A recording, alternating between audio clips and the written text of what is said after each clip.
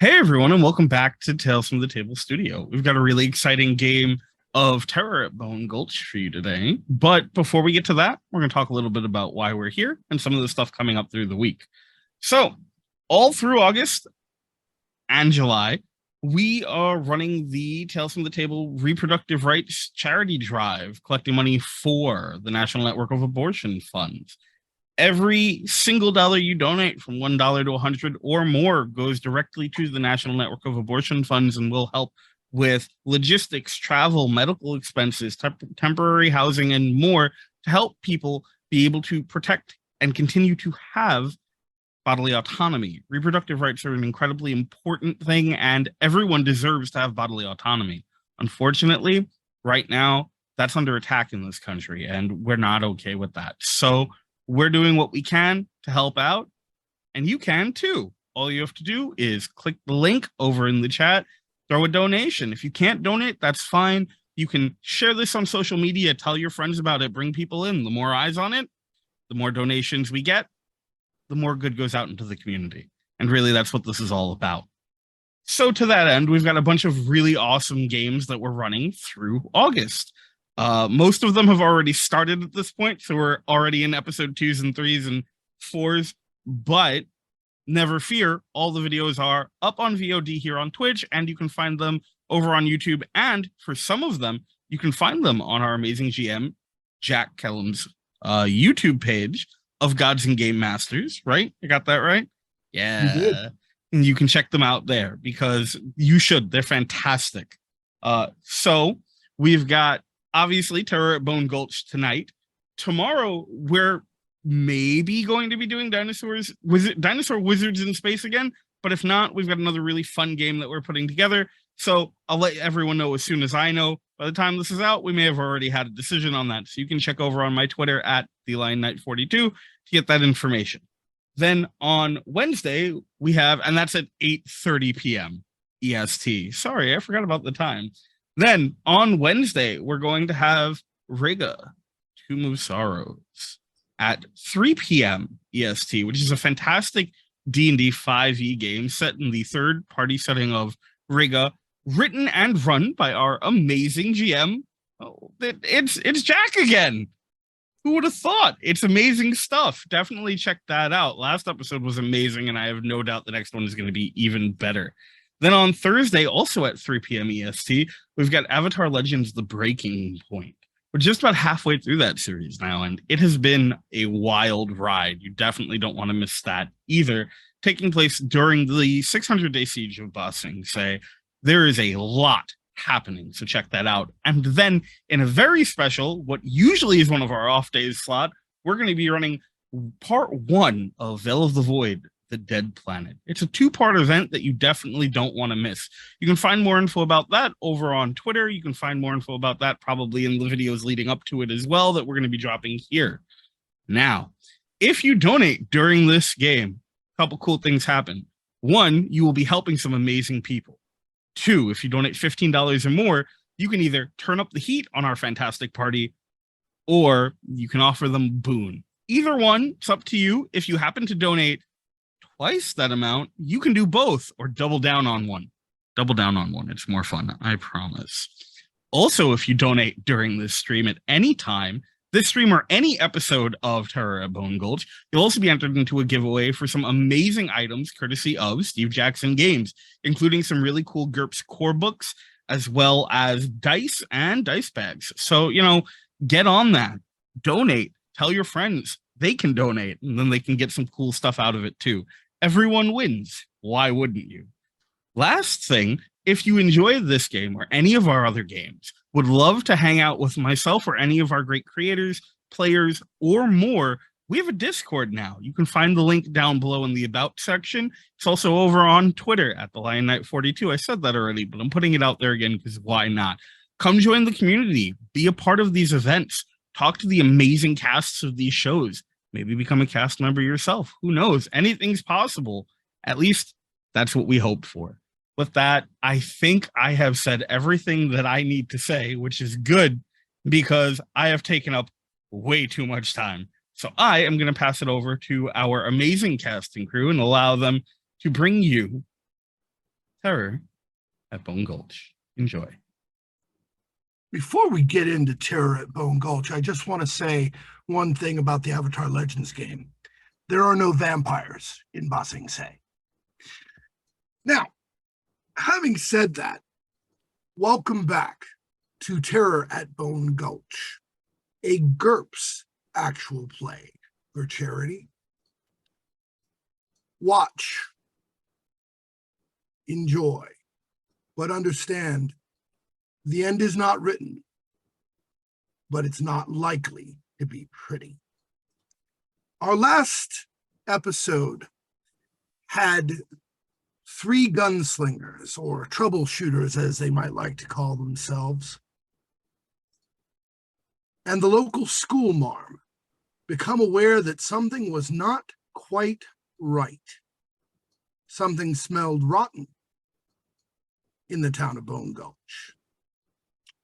When a very rich man by the name of Sir Reginald Gwib came to town with his manservant,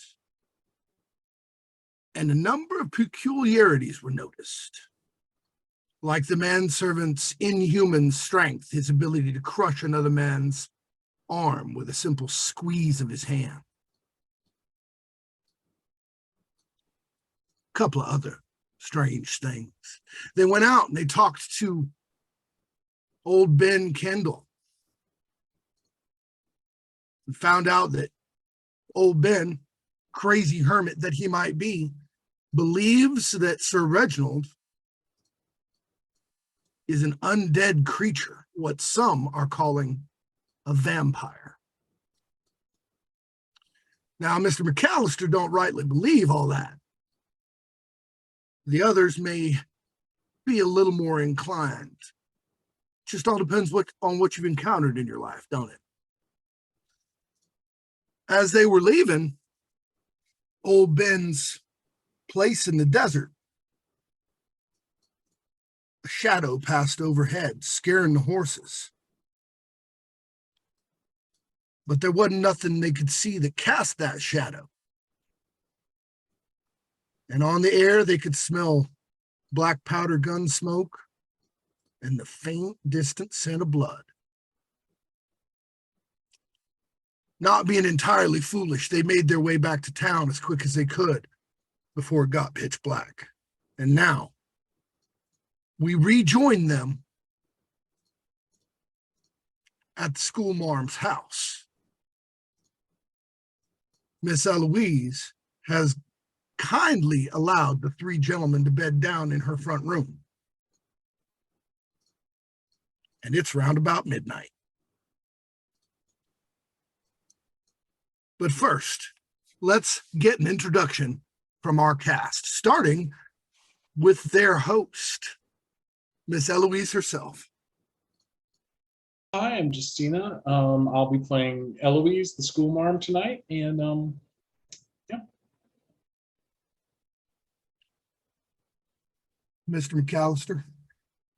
I am the Eye, also known as Jacob McCallister or Koonskop Soker in another game. And that's who I am. We're mysterious folks. Stefan. Hi, I am Stefan Huddleston. I use he, him pronouns, and I am playing Sam Fawcett, the former Buffalo soldier. Christopher. My name is Christopher Rice, and I am playing Isaiah, a troubleshooter who shoots trouble. Very good. As I said, we rejoin our small posse of possible heroes, or at least nosy folks, settled in Miss Eloise's house, which ain't too big, but at least it's got a front room and a bedroom separate. Around about midnight. The moon may well be high in the sky, but there's a fairly thick fog by now, again, keeping the light from shining down quite as clearly as it might otherwise. Now, the night is pretty bright because fog spreads moonlight, but it don't help you see real well. Have y'all, do you think, managed to fall asleep yet despite the oddities of the day? Mr. McCallister? I'm guessing at least one or two of us, possibly three, would suggest some sort of lookout for trading off as the night progresses, knowing what's about. That seems likely. Mr. Fawcett? Well, probably not. It has been an interesting evening, but let me ask you this. How quiet is it?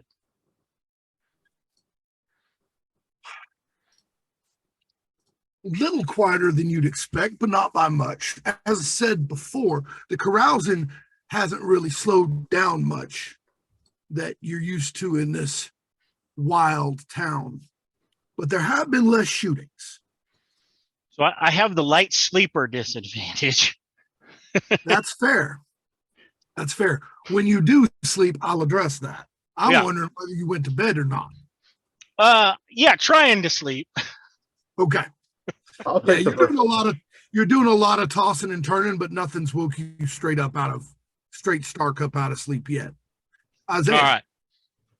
I'm probably staying awake and looking around at this point, just because everybody else is resting, and I have nightmares, so I'm not too keen to go to sleep.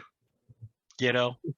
especially not when there are things that make you think of the things that are in your nightmares happening during the day.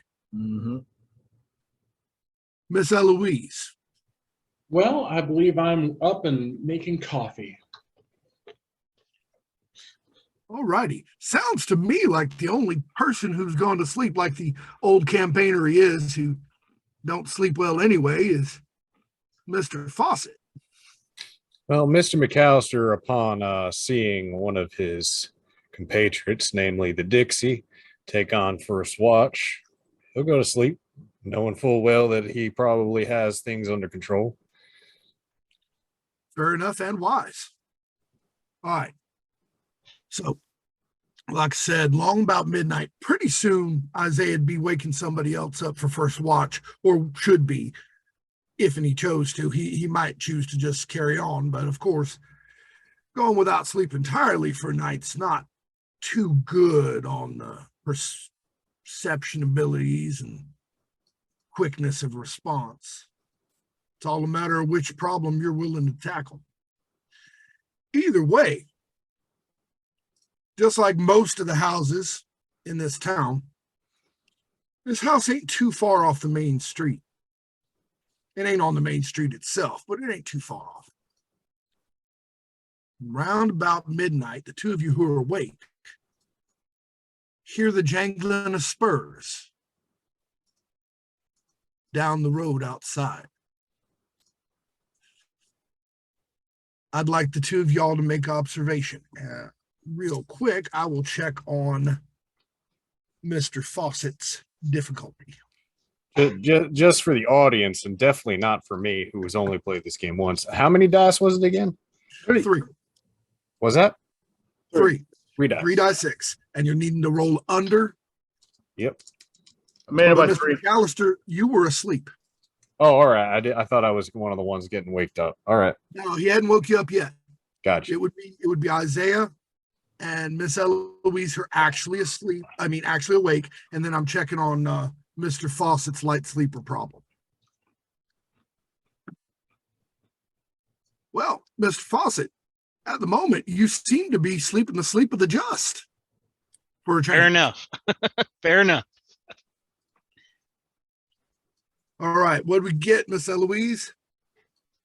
Well, we got a 6 Very nice. And that's out of out of which one am I looking for? Sorry.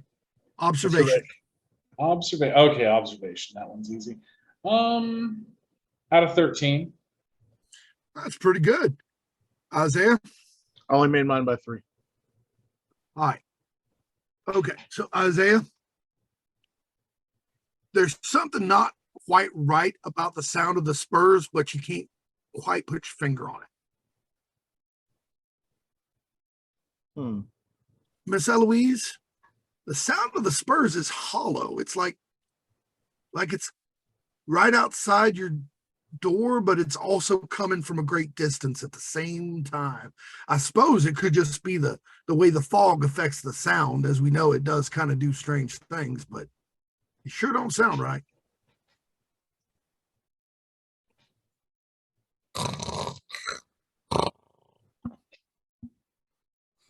Believe I will clutch my Bible closer and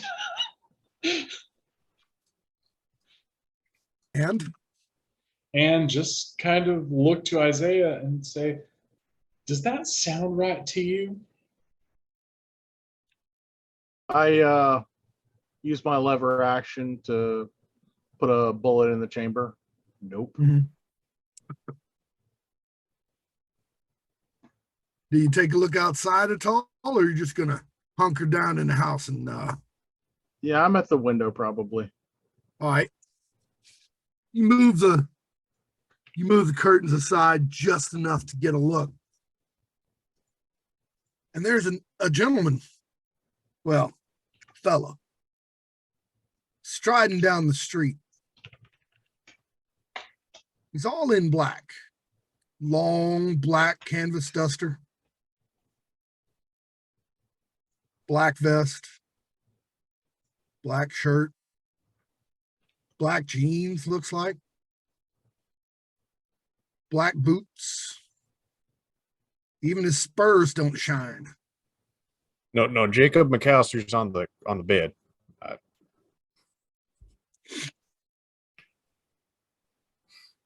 Hat on his head, bit flatter and wider than a lot of the more modern hats that you'd expect to see. Skin, his face is shadowed by his hat, but it don't take much as he crosses right into a patch of bright moonlit fog. It don't take much to see that his skin's even paler than Sir Reginald's skin. Like there's no blood nor pigment nor anything in that at all.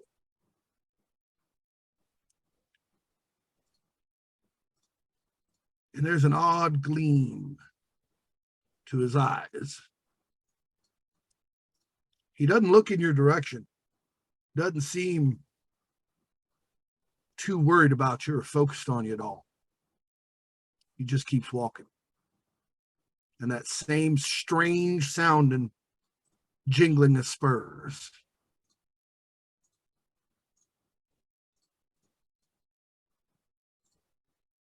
How do you react? He's not coming to us. I'm watching where he's going. He does not seem to be. He seems to be headed toward the main street.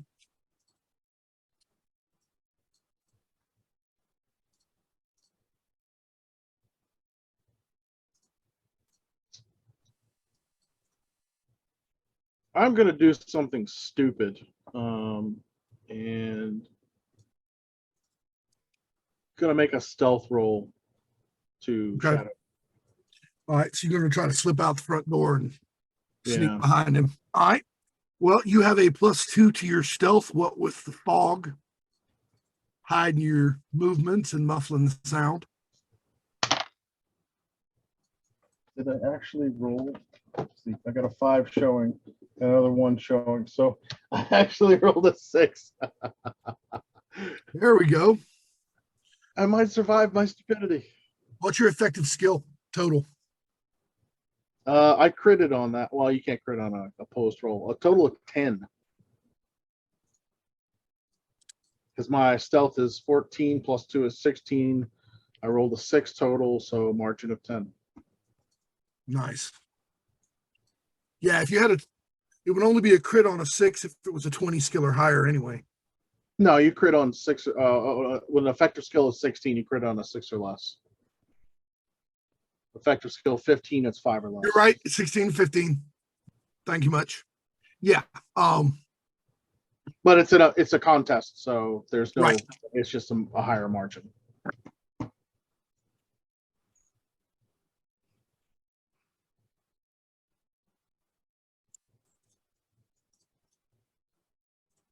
All right.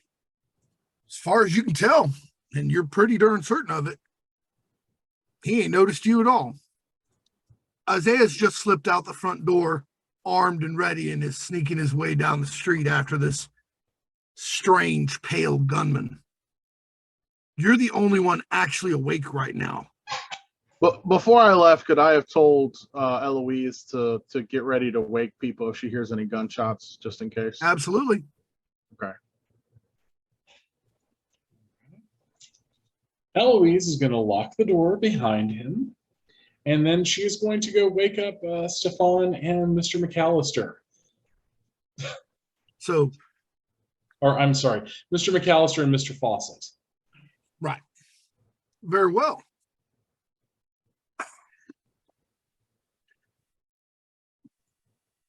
Mr. Fawcett, I know you're a light sleeper and all, so it's easy enough for her to wake you when you, all she has to do is call your name. Pretty certain you don't have any immediate negative responses to being awakened, though, right? Good. No. Mr. McCallister, how easy are you to wake? Easy to wake, grumpy upon it though. Kind of open his eye and look up at the waker. What's going on?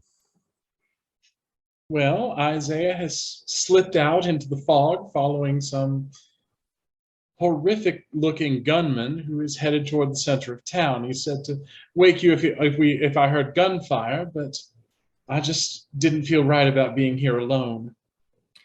Did he rebel yell on his way out? No, All right, no, so he was right quiet. He's not completely out of his rocker. All right. Which direction you go? Toward the center of town, I believe. You think I should follow him, or you think stay here? I don't know. He was creeping right quiet like, but I just wanted y'all to be wakeful in case Perhaps we heard something bad happen. Perhaps you ought to go see if Isaiah needs a hand, and I'll stay here with Miss Eloise. God damn it. All right. Listen. You guys believe in like undead stuff, and now I'm going to go chasing after a guy in the fog in the dark. All right. Well, I see I've fallen in good company. All right. And Jacob will grab his guns, make sure they're loaded before wandering out into the darkness. All righty. I'm gonna grab my rifle and just kind of go and keep an eye out the window. Mm-hmm. Very good. Now, Isaiah, you're a might bit ahead of him. Let me know, Mr. McCallister, if you were taking a stealthy approach as well.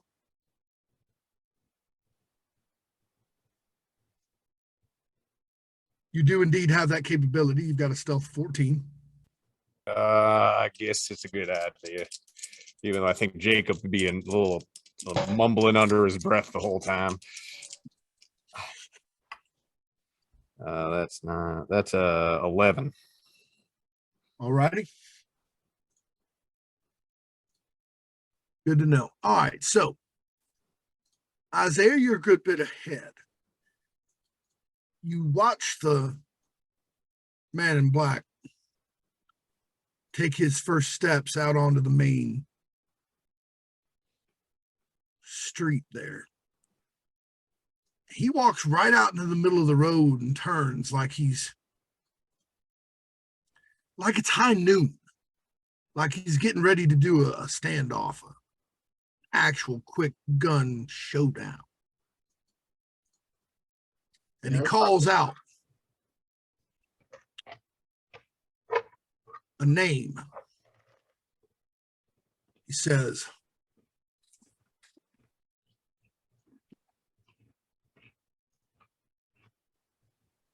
Kevin Leary, come on out. I have a bone to pick with you.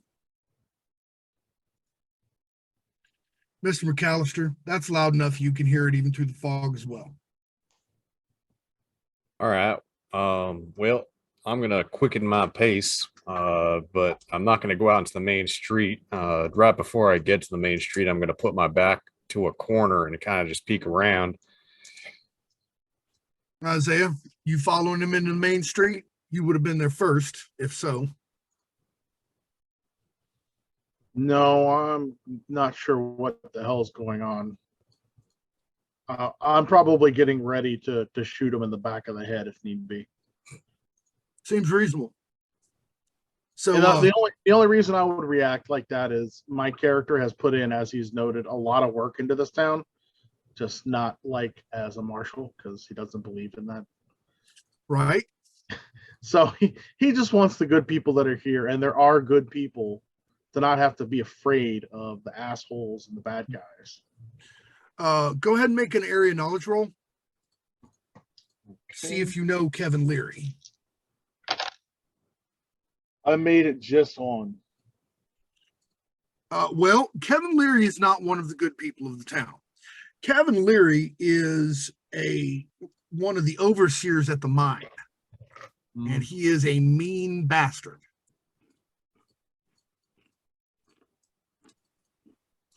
In my line of work, would I know who this Leary man is? You might have heard tell of him, just because stories do travel through the lower classes, as it were, of the people who treat them poorly.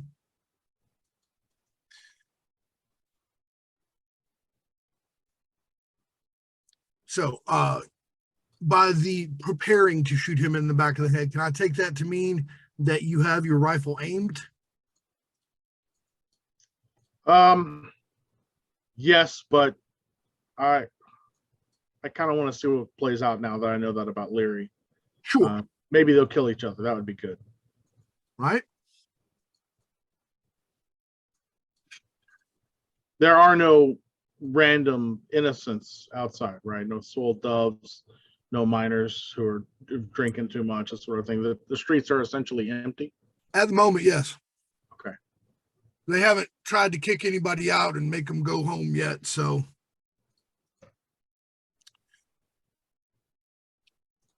This town don't sleep much. But round about this time, folks are all indulging in their various entertainments. However, just a few moments later, Mr. Leary, in his expensive but ill-fitting suit, stumbles out of one of the gambling halls and looks up. Mr. Leary is he's a man of average height, average build, maybe a little pudgy, florid, red cheeks from and maybe a slightly red nose from drinking too much. Plain ass brown hair. Wanders on out, and it takes him a minute to realize that he'd been called, and another minute to look over in the right direction. And when he does, you hear him gasp in absolute horror and disbelief. And he starts to kind of try to stumble backward while pawing at his hip, where a revolver does indeed rest. But the man in black, well, he's pretty fast.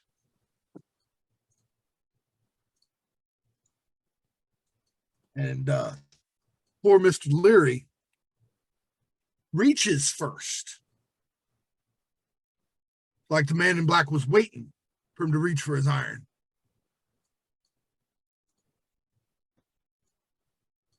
But his hand has just barely touched the butt of his gun.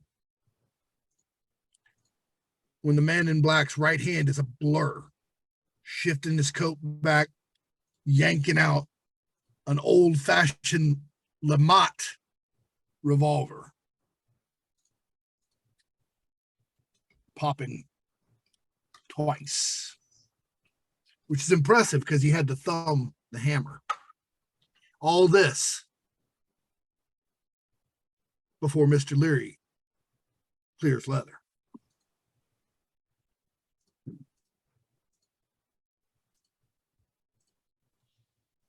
Both those rounds find their place in Mr. Leary's chest, and he's staggering back further. But as men sometimes do, while he's probably dead, he don't know it yet.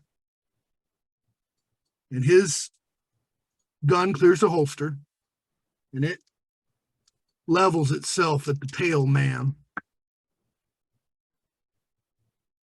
And he puts a bullet square between the pale man's eyes.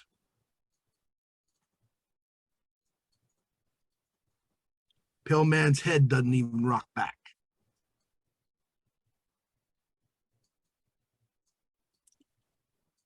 And as Mr. Leary coughs a couple times and blood comes up, starts to slump to the ground, down on his side, pale man walks over,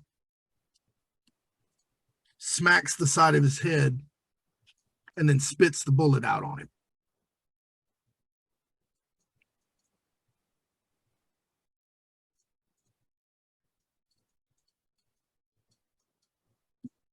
What's y'all's response to that, Mr. McCallister, Isaiah? Where am I in relation to this fight? Am I perpendicular, like I see both of them, or am I like behind one of them? You would have been behind the pale gunman. So I wouldn't have even known, off to his left. but I wouldn't have even seen him get shot. Like I could assume since he didn't even flinch, that the bullet missed. Yes, it's perfectly reasonable for someone of your background to assume he was missed. All right. All he did was walk over and spit on him. Yep. Isaiah, on the other hand, you were in position to see very clearly what actually happened because you managed to get into a position just ahead of where he ended up. You saw the bullet go in. Well, that's not normal.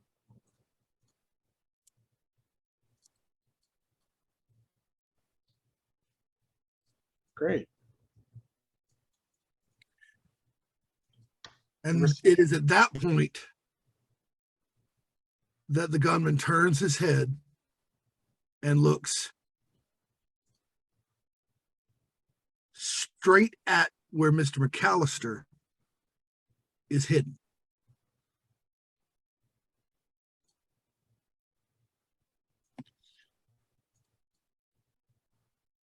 Pops open his Lamotte, casually reloads the 2 rounds, pops it back closed, slides pistol back into the holster. It just looks. He's still giving no sign that he's seen where you are, Isaiah. Jacob will kind of just tip his hat, put his gun away. As far as he's concerned, nothing wrong with here. Having heard gunshots, Sam is going to turn to Eloise and say, Miss Eloise, you lock this here door and you don't open it unless it's one of us 3 coming back. And he's going to slip out the door and down the street, see if he can see some of what's going on. You trying to sneak, or you just heading that way since there's gunfire? Since there's been gunfire, I'm not gonna run. I'm gonna take it still cover because I assume there's still fog, but I'm not trying to be stealthy. All right, won't take you long. Meanwhile, and he'll be staring in your direction quite a bit of time. And if you're not going to do anything about it, Mr. McCallister, No reason to do nothing. Give me an observation roll, since he is looking you full on in the face at this point. Oh no, I lost a die. It flew into the darkness. All right. Oh, and for reference too, Sam would have left one of his pistols with Eloise kit. 4, 5, 6. That's a 6. 6 out of Very 12. good. Very good. All right. So you become aware that this fella is not just pale, he's gaunt. Like, been in the desert without water too long and not had food in far too long, gaunt. Which don't rightly go with that real pale skin he's got. Eyes are sunken in a bit, but still very bright.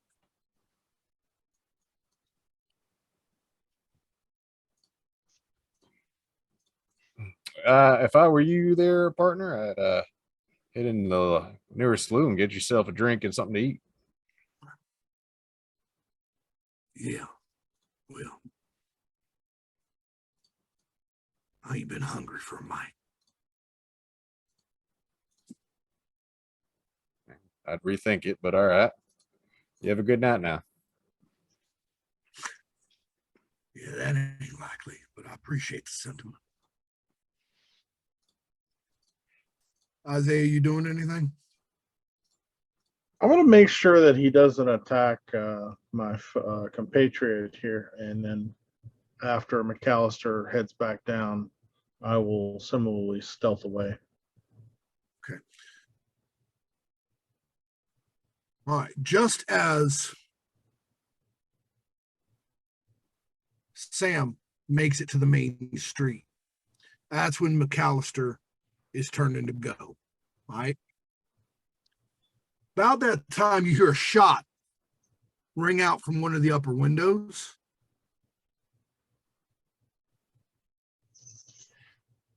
And once again, that insane blurring speed. He turns and fires. He barely even looks. And he puts a bullet through that window, and you hear bump. And that's a good 60 yards.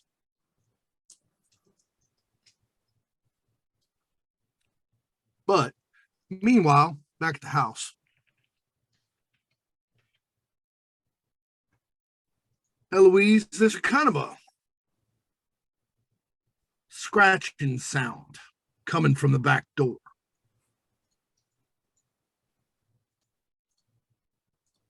Okay, so Eloise is going to go peer out the nearest window that appears that direction. Mm-hmm. Just very quietly and very stealthily. Make an observation check for me. Also the stealth if you're actually trying to sneak over there. Well, for the stealth, let's see. I got. All right, so I got a 5 out of 12 for the stealth. Pretty dang You're good. badass. For the observation, I got a 9 out of 13. All right. As you're looking out through the window, nothing seems to have noticed you doing it. You do see like a little bit of motion, like there was something right in front of your door just before you looked, but there's nothing there now. And then out of the corner of your eye, you look down, and there are scratches on the inside of the door frame.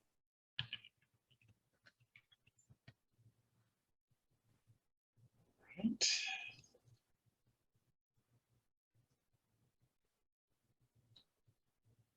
At this point, can I see anything in the room with me? Well, make another observation roll. Let's find out. That one is observation. I got a 12 out of 13, so not great. You look around the room. You don't see anything. You don't smell anything out of the ordinary. You don't hear anything happening anymore. You know, move through your house. You look in the front room. You open the door back into the bedroom, take a look in there. Just as you're coming around the corner of your bed to look on the other side, there's a blur of motion and something with black fur jumps past you.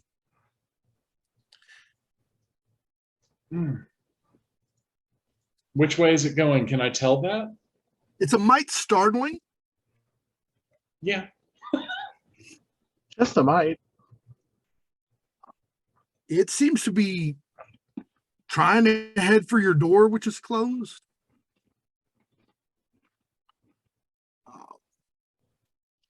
And when it gets there, it stops. You look out there, and it's a cat, about pretty normal looking black cat, just looking at your door, and it sits down and starts meowing.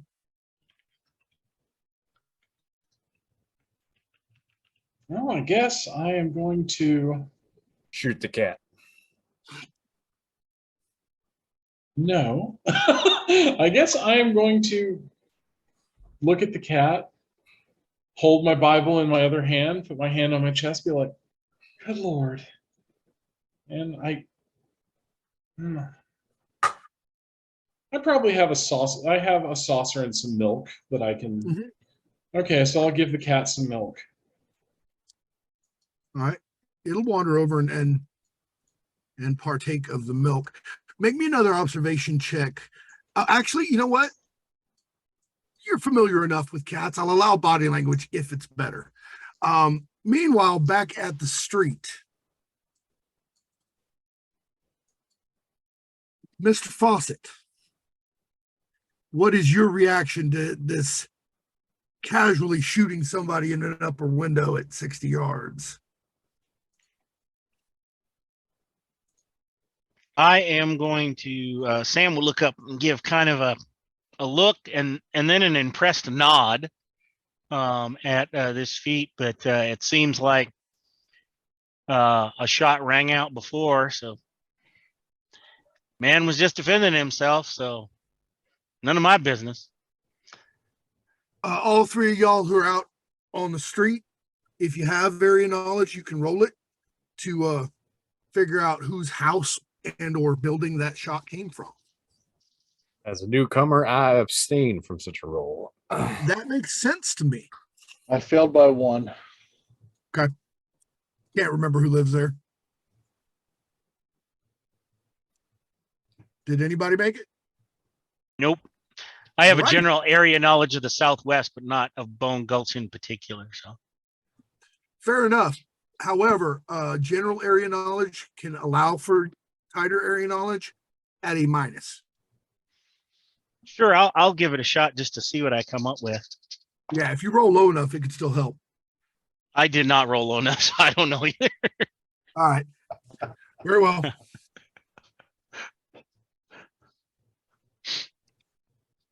So y'all, at this point, no one else seems to be stepping up to take a pot shot at the gunman. And y'all are going to leave him be? Actually, Jacob, at the shot firing, would dive back around the corner, so probably wouldn't even see the response.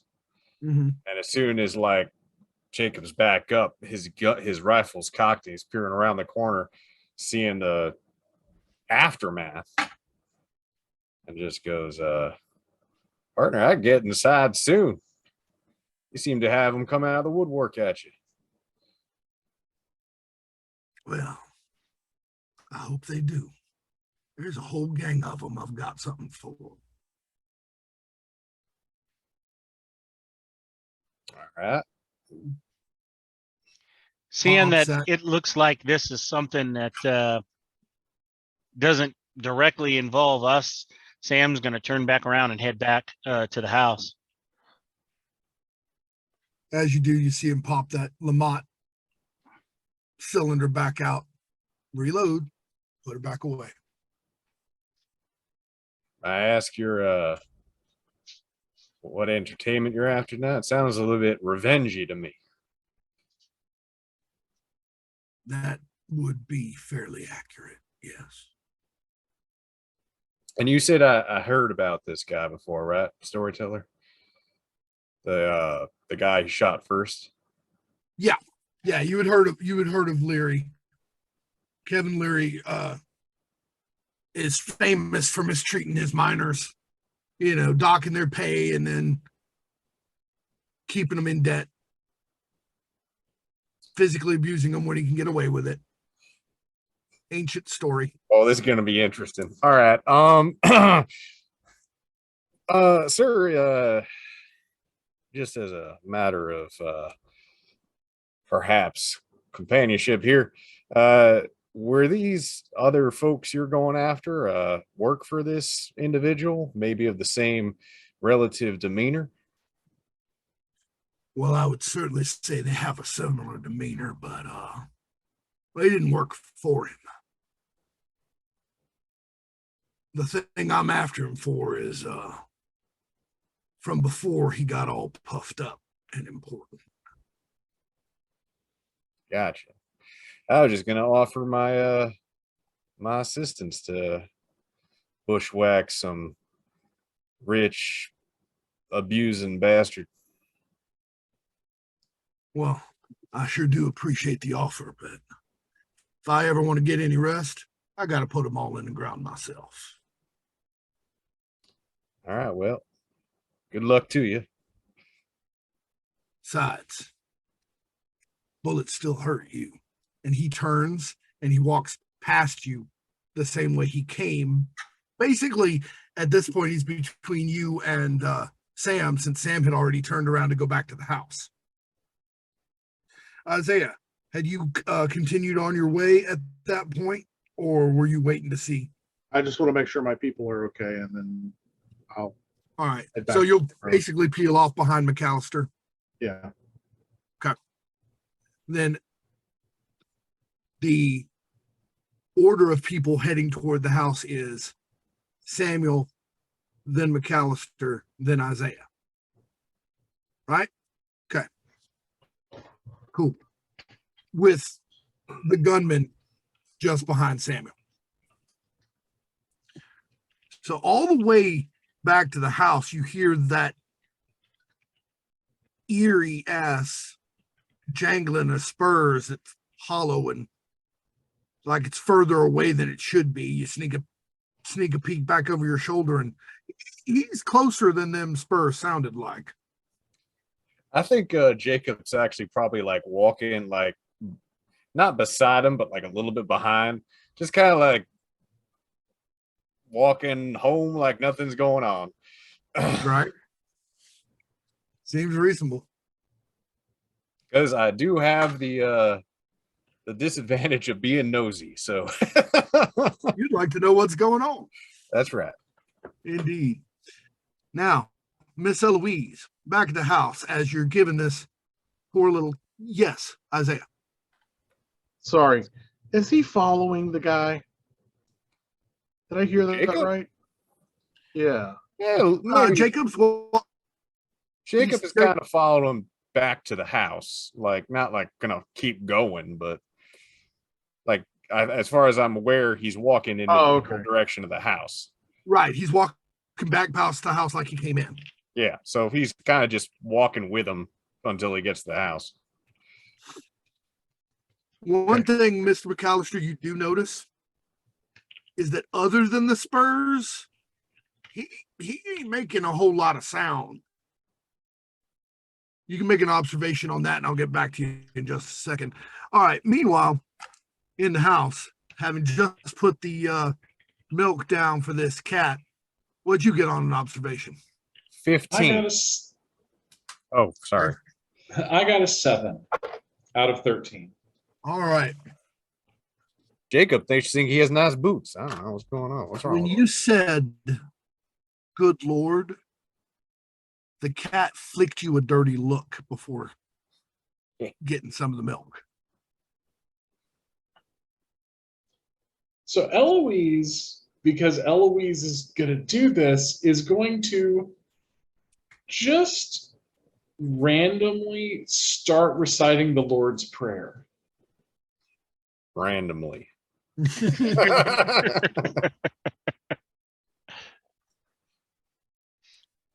All right. Well, that's easy enough to do. What I want you to do is make a performance check to see Okay. how confidently. If she fails, she's a witch. That's how it works, right? No. I mean, yes, Holy no. crap. So could I use acting? Yeah, that'll work. Okay, cool. So I got a 7 out of 14. I don't know why I'm rolling sevens. You speak with great confidence and clarity, and by the time you're at the end of the prayer, as you're saying it, the cat moves further and further away from you, leaving the bowl of milk entirely. And by the time you're finished saying it, on the last word, the cat is basically a puff of smoke and is gone.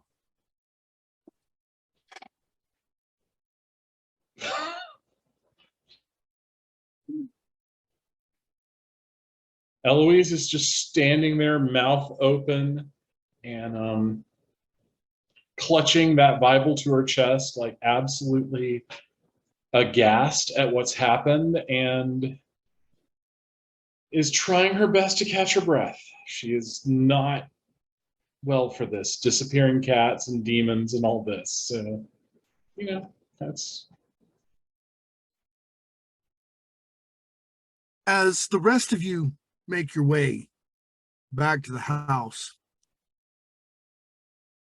out of the dark, it's a quiet voice, not speaking to any of the three of you, as far as you can tell, says,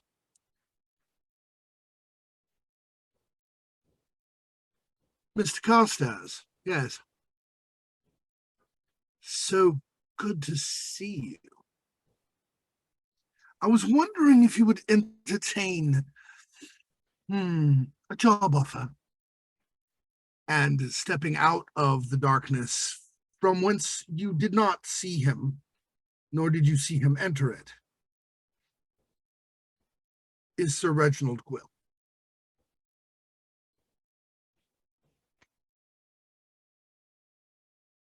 With McCallister standing right behind said individual.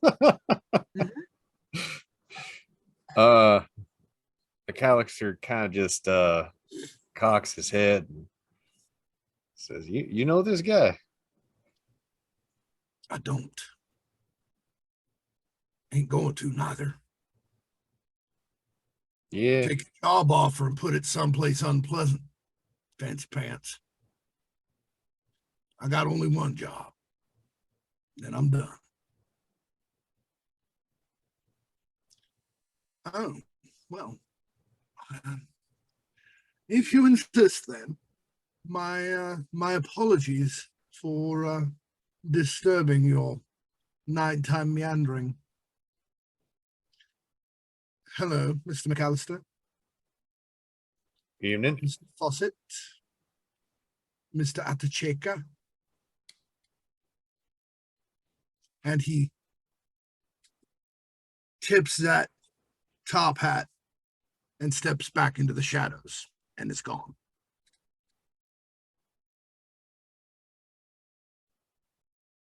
When you say gone, you mean he's just bodily vanished, or we just can't see it? Well, I mean, you can roll observation and see just how gone he might be. I will say, Mr. McCallister, you're just going to assume he hid real well, probably. Yeah. He's an oily motherfucker. That's why he can just go into the mist like that. It makes sense. I'm made by 6. I got an 8 out of 12. Yeah.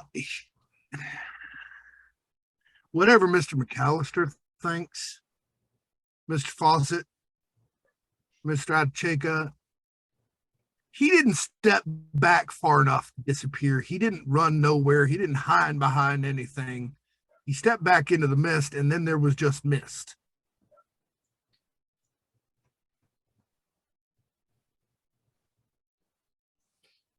Well, this is me pointing towards the house. You have a good night and good luck with everything. If you ever need anything, just come on by. Give me a shout. I hear you. Good luck to you as well. Looks like y'all got a few problems in this here town that may go a little further than what I'm interested in. Well, if you change your mind on that, I wouldn't be surprised if he was connected to all the crap around this town too.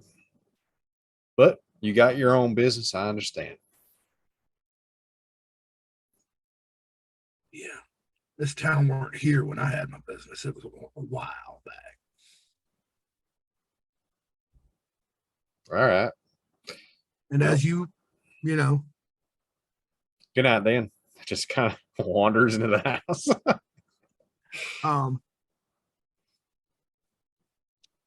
Mr. Fawcett, you would have gotten to the house first, assuming you didn't stop and let McCallister pass you. Yeah, I was going to rap on the door and say, Miss Eloise. Eloise is going to jump a foot and then walk to the door and say, Mr. Fawcett, open it. Yes, ma'am. I'm glad it's you. Not much going on out there, just some street business. Does McCallister see Fawcett at the door? I mean, he would. He ain't hidden. Yeah. McCallister just shouts, "Don't open it. He's been bit." Eloise is going to lift the Bible and present it at Fawcett. And McCallister just goes up the deck and keeps laughing. Yeah. I think he's just having a little fun with you, Miss Eloise. Well, I had a goddamn black cat in here, and I said the Lord's Prayer, and it vanished. Did y'all see anything weird outside other than that creepy man walking toward the center of town? Wasn't that creepy? He was a good guy, actually. Took out quite the bastard in town. Well, I'm sure that's wonderful, and you had a lovely time with him, Mr. McCallister, but it does not change the fact something was in my house with me. It took the form of a black cat. I said a prayer. It vanished. Did you see anyone outside? Well, we got another visit from our esteemed owner. Yes, ma'am. Offered the, as you say, a creepy fellow job, which he not so graciously declined.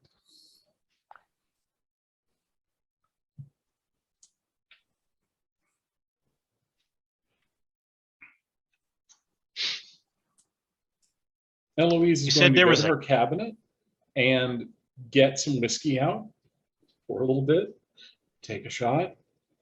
Yes, Mr. Fawcett? You said there was a black cat. Yes, inside my house.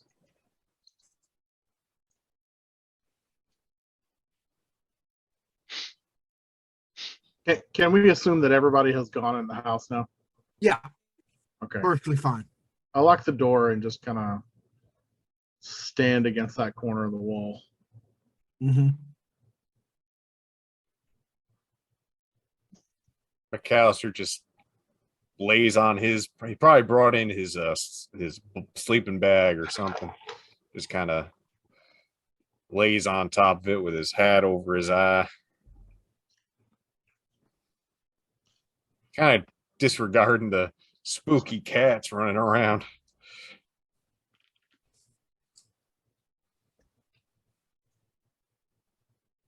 For those of you not disregarding her testimony, You can roll an observation. She hasn't lied to me yet. How long have I known her? Over a year? Mhm. Success by 3. I got a 6 out of 12. Very good. 2 things. Both of you notice the scratches on the inside of the door jamb on the other side of the room. Mr. Fawcett, Hmm? you actually notice a small bit of black cat hair on the ground.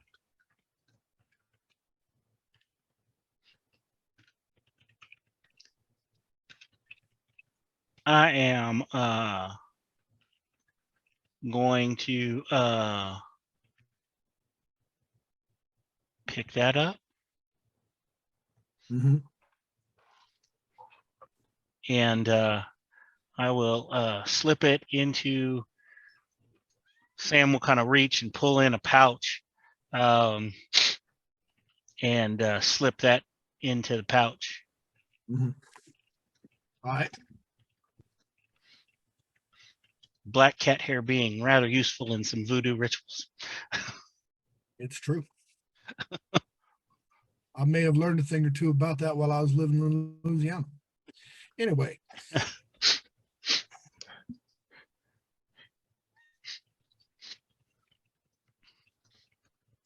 Anybody taking any closer looks at anything? I'm just gonna take a kind of scan around the whole house just to see if there's anything else that stands out or seems out of the ordinary. No, just some scratch marks, the bowl of milk, and that one piece of fur.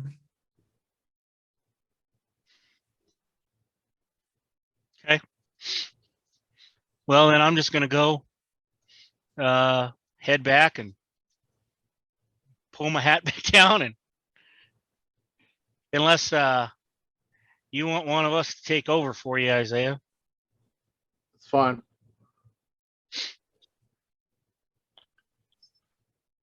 Well, just say when. Can do. I will note that one of the reasons for the extreme brightness of the moon is that it's probably 1 or 2 nights before full.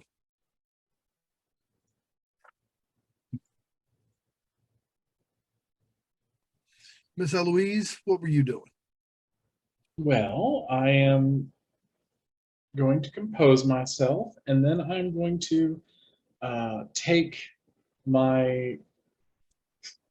Can I have a rosary? I mean, since I am a Absolutely. churchgoer.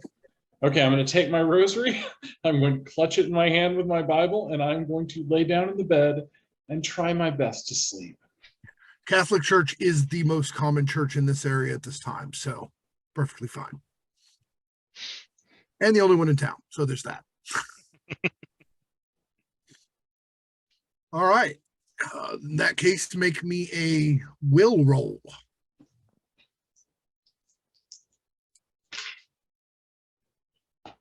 Well, fudge. I got a 17. You are way too rattled. You are not, in fact, going to sleep. You lay there with your eyes closed and you just keep thinking about that cat and how normal it looked until you started speaking. How normal it looked until you said, "Good Lord." Turn that off. God bless. Sorry about that.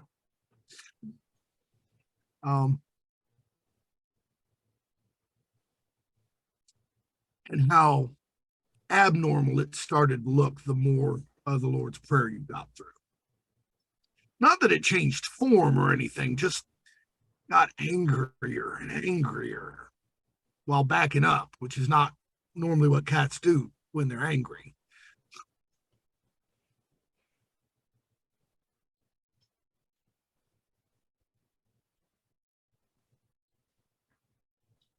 And then the thought comes to you of the cat-like grace of the tall drink of water from the saloon.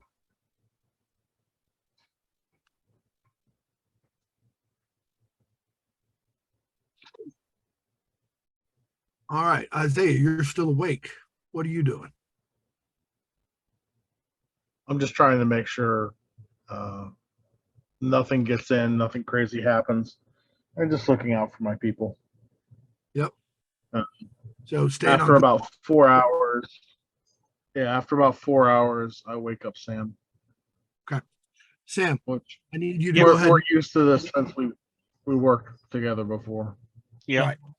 Sam, I need you to go ahead and make a will roll to see if you're able to get to sleep after tonight's crazy. All righty. I got a will roll, you said? Mhm. Let's see, that'd be 8. I got an 8 out of 13. Well, all those years on the campaign did you some good. You may not sleep well, but you can get to sleep quickly. Mr. McCallister? I'm asleep until somebody wants me to take watch. I saw nothing. I heard nothing. It's true. If you don't believe anything weird's happening, you don't have any reason to be worried yet. The sleep of the naive. Anyway, it's like the sleep of the just, but Better and deeper. in terms of actually sleeping, yes. 4 hours later, Samuel gets woke. Miss Eloise, you're still awake. I'm just gonna say the rosary. You can go ahead and try to make another will roll to get to sleep before dawn. And I got a 16, so I'm saying a bunch of decades of the rosary. Yep, and making more coffee, probably. Yes, Once more you've been- coffee. Once you've been lying in bed for 4 hours, unable to sleep, a lot of the time people give up. Do you? Honestly, I think Eloise is going to be kneeling beside her bed since she can't sleep and saying the rosary over and over. Legitimate. Very legitimate. All right.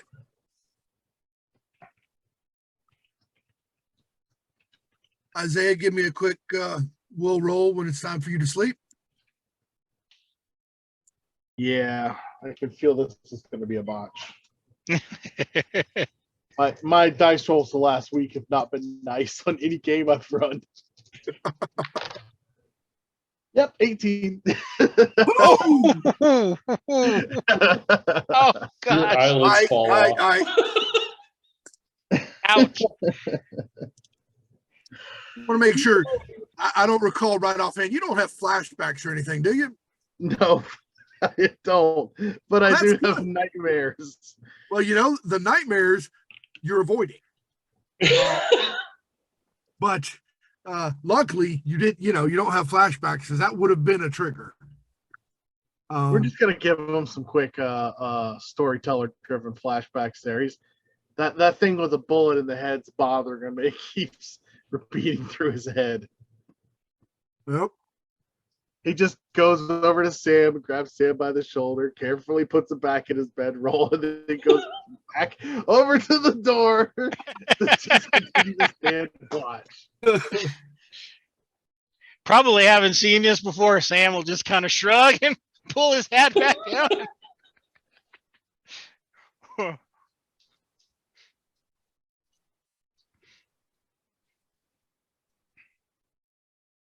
Apparently one of my alarms was set to ignore my silence. No. Got to fix that. All right. So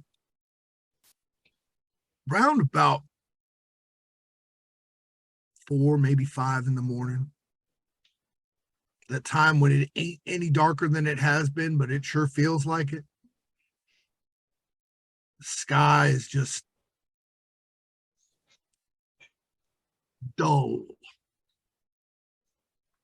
The mist is still there, but the moon has moved on further on, so that really everything outside is just gray. You're keeping watch. Which means you're looking around inside. Every now and then you'll look out one window or t'other, I assume.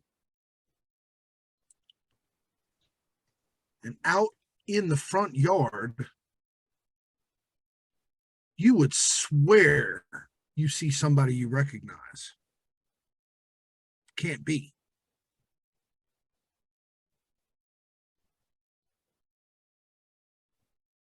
Fellow who used to ride with you back in the day, back in the war.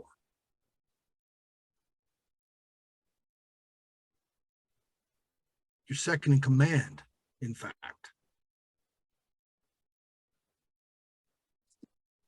That well-bred young Southern gentleman who nonetheless felt the same way you did about the war, that it was really just about keeping his boys alive.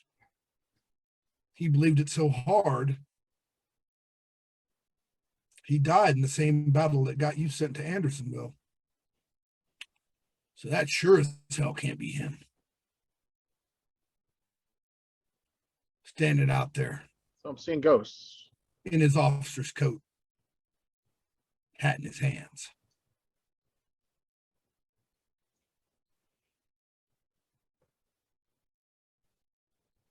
I open the door and go out. All right. At this point, having gotten some sleep, I'm just going to go ahead and say that what with being a light sleeper and all, Sam wakes up when the door opens.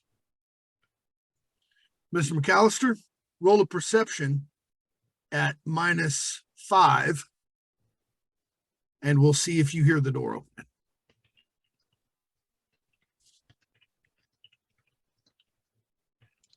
Sam's going to get up and kind of go and peek out move the curtain aside, peek out the window.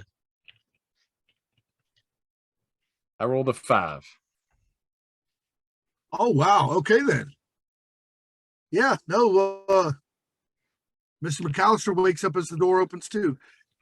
Yes, Eloise. Would Eloise notice the door opening on Oh, her own home it's since not a she's big- wide awake? Yeah, I wasn't going to make you roll. Okay, I so I'm assumed coming out there. it ain't a big enough house for you not to hear the door open. I'm coming out there with my Bible in hand and my rosary, one hand and rosary in the other. Do I see who walks out? Yeah, you see Isaiah walk out the front door. Do you close it behind you, Isaiah? Yes, of course. Okay. Dixie, god damn it. Gets up out of his roll. Can you stop walking out in the middle of the night? We're gonna Mr. kind of ignore McCallister, him and just look at the ghost that I'm seeing. Looks real solid for a ghost. Hadn't aged a day. What'd you say, Eloise? Mr. McCallister, I would ask you in my house to shit can that blasphemy. All right. I'm sorry. I keep getting woken up by this gray coat. And Jacob will start walking towards the door. Eloise is headed for the door too. There is, of course, a very big difference between vulgarity, like shit can, and blasphemy, as Mr. McCallister said. Now, at this point, is there anyone not headed for the door? Sam's at the window looking out. So Okay. So you do, in fact, Sam, before they get to the door, you do, in fact, see Isaiah walking toward a young gentleman who's out in the yard with his long hair pulled back in a ponytail, fully decked out in a Confederate officer's uniform, wearing lieutenant's insignia.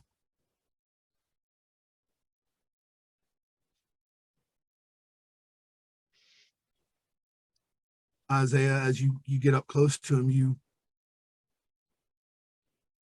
you see that he doesn't have the hole in his head that he did the last time you saw him. He doesn't have that big bullet wound that came in the right temple and went out the back left side of his head. I'm gonna get close enough to gently caress the side of his temple. You can, when you're that close, you can both see and feel the scar. You're dead. Well, I mean, for a given value of dead, maybe.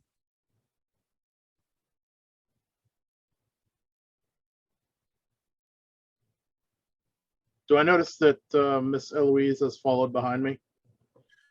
Yeah, at this point, you've noticed you hear the door open and both McCallister and Miss Eloise come on their way out. Is I this look individual? back with a wild-eyed stare, and look back at them, and then look back at my lieutenant, and kind of poke him a little. Does he seem solid? Yeah, he absolutely is. Yes, I am real. You said he's also in his full garb, officer's garb. Mm-hmm. Hey, It looks- Dix. Hey, It's in Dixie, pretty who's good this? shape, but it's definitely seen the passage of time. This is Beauregard. He was That's right. he was my best friend. Well, any You friend of have ours not is called- a friend of mine. Then You have not called me Beauregard since we were much younger. Beau, remember? I remember. Jacob will go down the stairs and put his hand out, and name's Jacob. Beauregard, you said. Well, if you're a friend of Isaiah's, you can call me Beau as well. And he offers his hand, takes yours. His hand is ice cold. Well, damn, another Dixie to keep me company. You might have a bit of a cold there, my friend. You might want to get inside. At this point, Eloise is going to come forward and she's going to say, "And you're a friend of Isaiah's, correct? I am. May the good Lord bless you and keep you." Well, that doesn't seem entirely likely given the pursuits we were engaged in ever so long ago. Neither one of us was quite pleased with what we were doing, but we still did it, didn't we, Isaiah? It needed doing.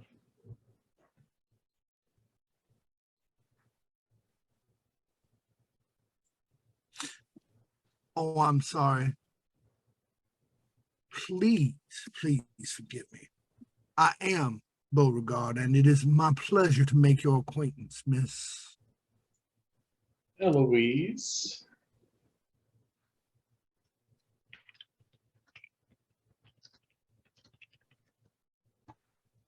You seem a fine, upstanding lady. Tell me, are you wed? I am not. Well, it's my lucky evening, perhaps.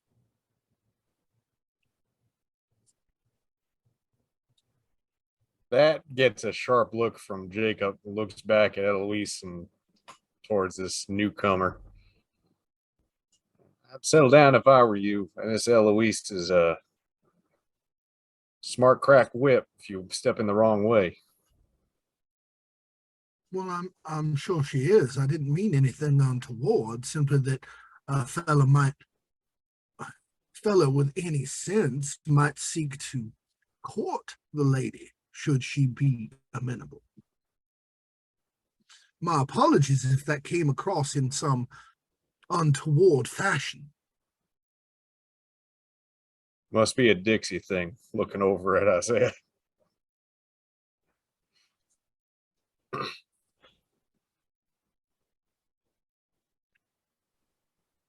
Saw you die, Bo.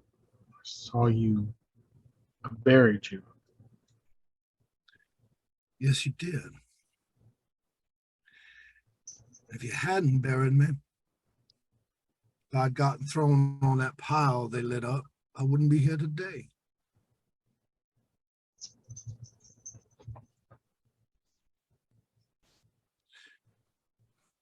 Why don't you come on with me?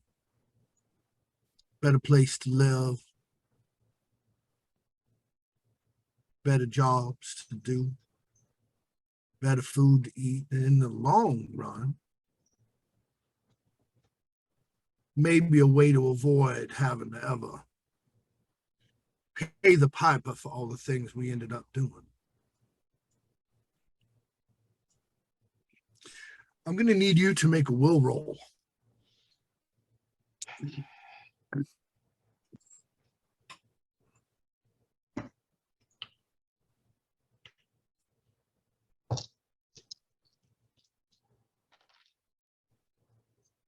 Okay, that one I actually succeeded. Success by none. Oh, very nice. However, as it was a contest of wills and he got a critical success, again, it's a contest, so the fact that it's a crit doesn't matter, but the margin does. Yes. And he succeeded by 12. Are you taking into account the rule of 16, as I only have a will of 14? If his skill or roll level is higher than 16, it's reduced to 16. That means, yeah, no, he beat it by 12 because he rolled a 4. Okay, all right. Fastest gunslinger death quit yet. Okay, I guess I'm entranced then. Yeah, you are still in control of your character. However,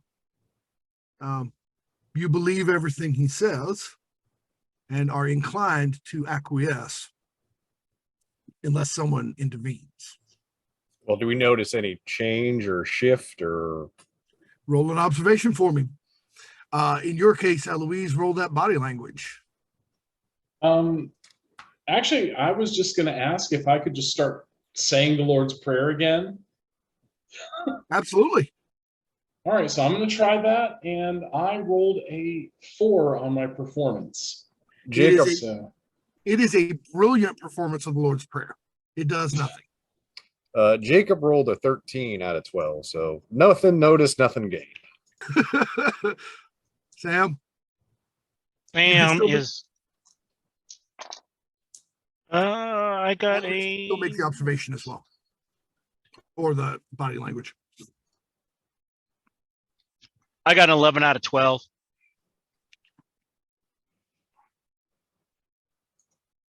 You see, you can tell because you hung out with him for a while. He just relaxed, like he's completely at ease. I never do that. Correct.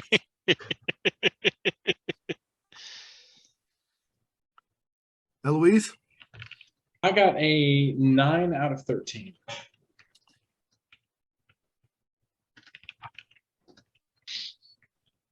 His body language suggests someone who has been drinking quite a bit of laudanum. His motions are slightly languid, his eyes are glassy, and it happened just moments after young Mr. Beauregard spoke.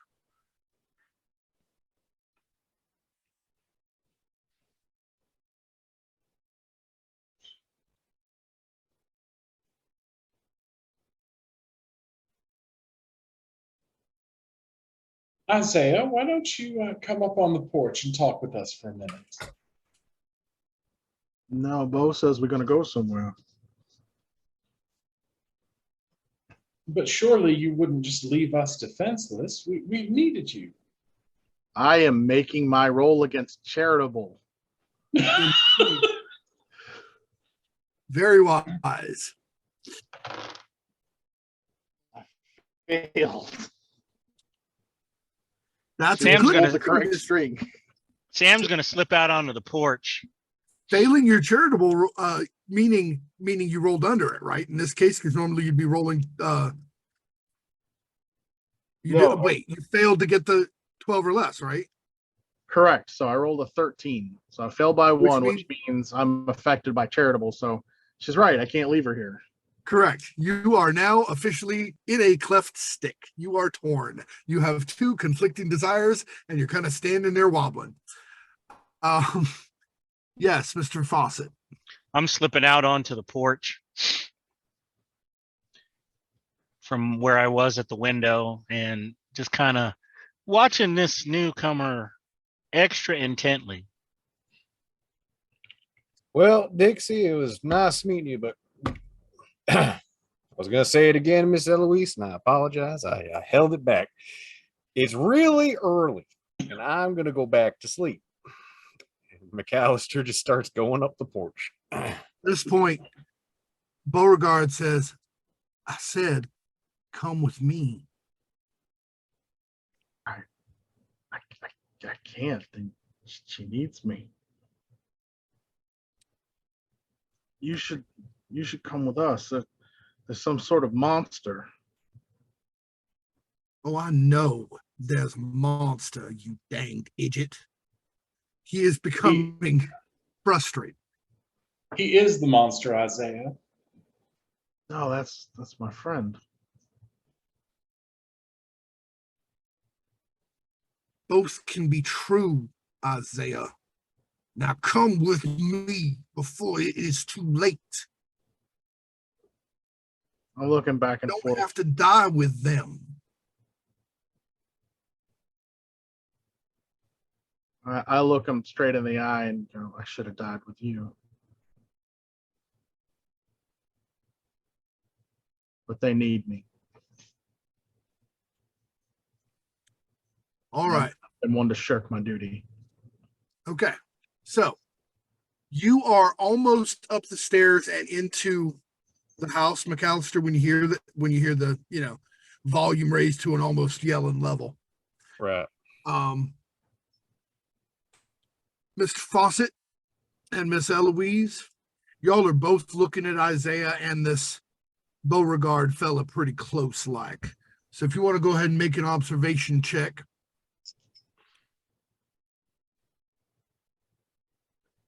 A 5 out of 13. Very good. I got a 7 out of 12. Very good. So both of you realize watching him that he is tensing up for violence just in that split second before it happens. So you are not caught off guard by the initiation of violence. Mr. McCallister, correct me if I'm wrong, but I believe that you have, combat reflexes. Even though you are not immediately aware of the oncoming fight, you will not freeze and you will be able to act in the first second because you just don't freeze when you have combat reflexes. It's useful that way.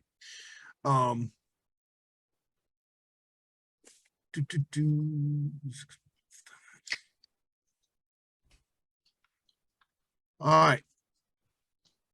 Who's got the highest base speed of all of you?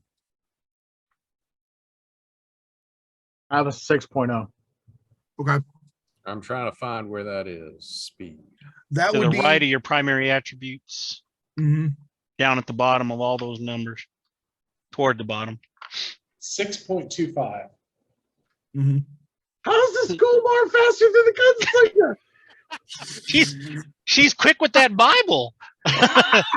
It's all that smacking with the ruler. She's gonna make him eat the Bible, just like hold his head open and just shove it in there with a plunger or fire. I've got wish. I've got a 6.75. I'm having a mighty time finding speed. I'm sorry. All right. It It's just says basic 6.25 on speed. the sheet I have for you. Oh, 6.25. I found it. Right. Me, I'm slow. Now, to be fair, that's all of you is considerably faster than average, which is a 5. And it only goes up by a quarter, at a time. So you're all actually pretty darn quick. But the quickest of you is Samuel. And he saw Beauregard tensing up to do violence. Now you have the option to take an action before he goes, as your speed is in fact just slightly higher than his. Yeah, Sam is going to level his rifle and just kind of look across and say, let's not do something all of us will regret.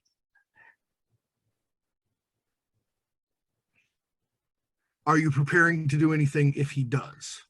I am. Got my finger on the trigger, so if I see him moving. All right. Well, he's moving. He is reaching out. His reaction speed doesn't seem faster than yours, but once he gets moving, he's moving very quickly. His hand is kind of flashing out to grab at Isaiah. But you were ready. You can take that shot. I will.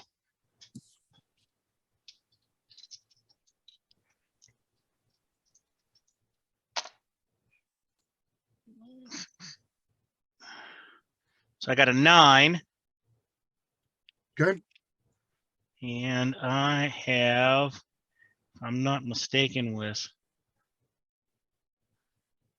with rifles, I have a 14. Yep. Beat it by 5. He missed his dodge roll.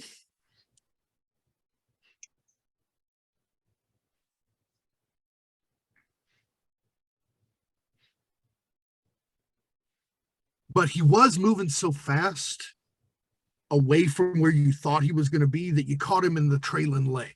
You caught him in the left leg. Okay. Go ahead and roll your rifle damage. So that is, let me see. Now it says, just to make sure, it says 5D and then PI plus. Right. So 5d6.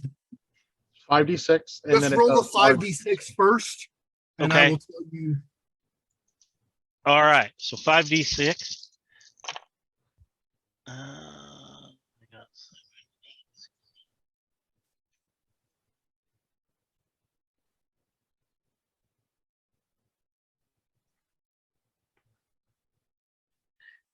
7, 8. Total of 16.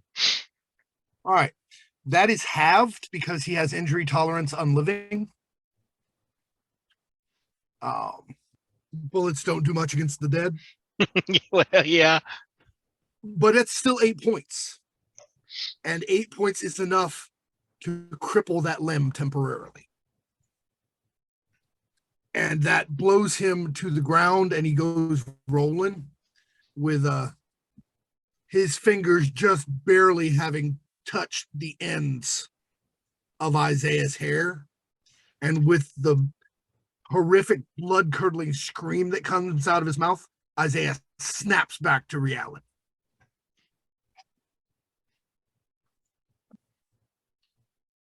As if Beauregard had to concentrate to keep you under his spell, and once that was broken,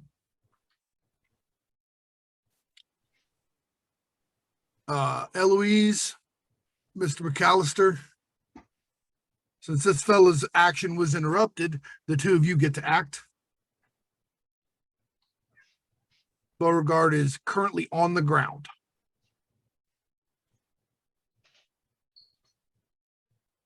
Would you like to go first, Miss Eloise? Oh, I'm okay. So I'm going to see if I can't do something by presenting the crucifix toward him.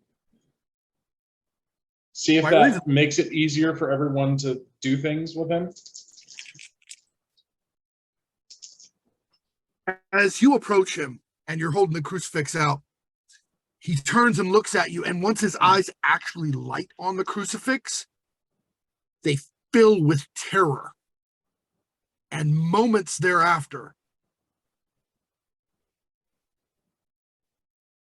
he begins to fade into smoke. Now, Mr. McCallister, you are watching this happen. Before he turns into mist, right in front of your eyes, you can see him becoming more diffuse. You can act.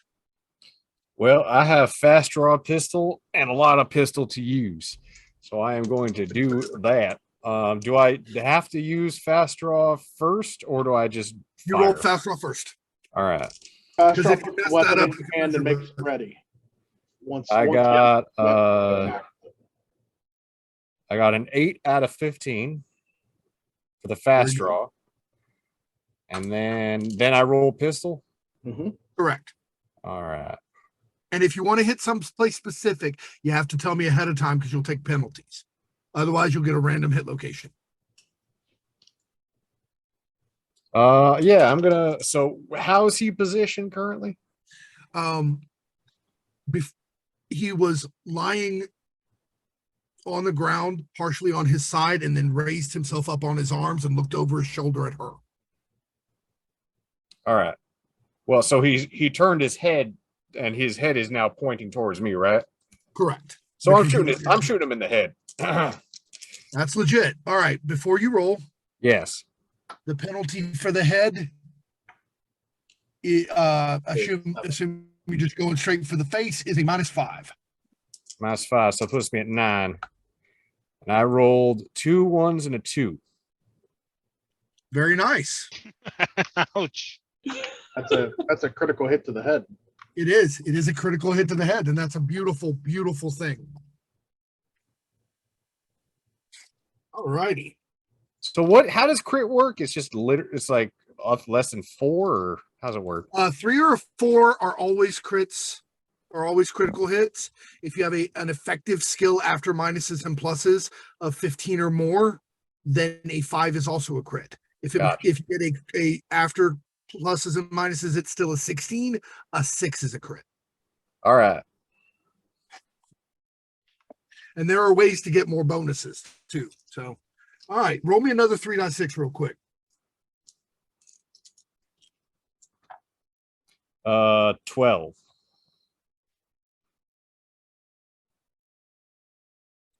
All right. Normal head blow damage. And if any damage penetrates DR, you will deafen the victim and cause scarring. All right. Give me your damage roll, please. And you said that was 5d6? If you're using a pistol, it's 2D -1, I think. He's using a Colt M1873. Oh, there you go. Well, So his is 3 die -2. All right. 3 die. 6, 11, 15. All right, so 15 damage is still reduced to 7 by his damage tolerance.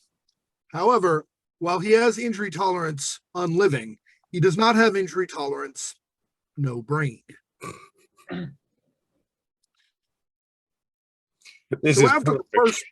So after the first 5 or so damage blasting through his face,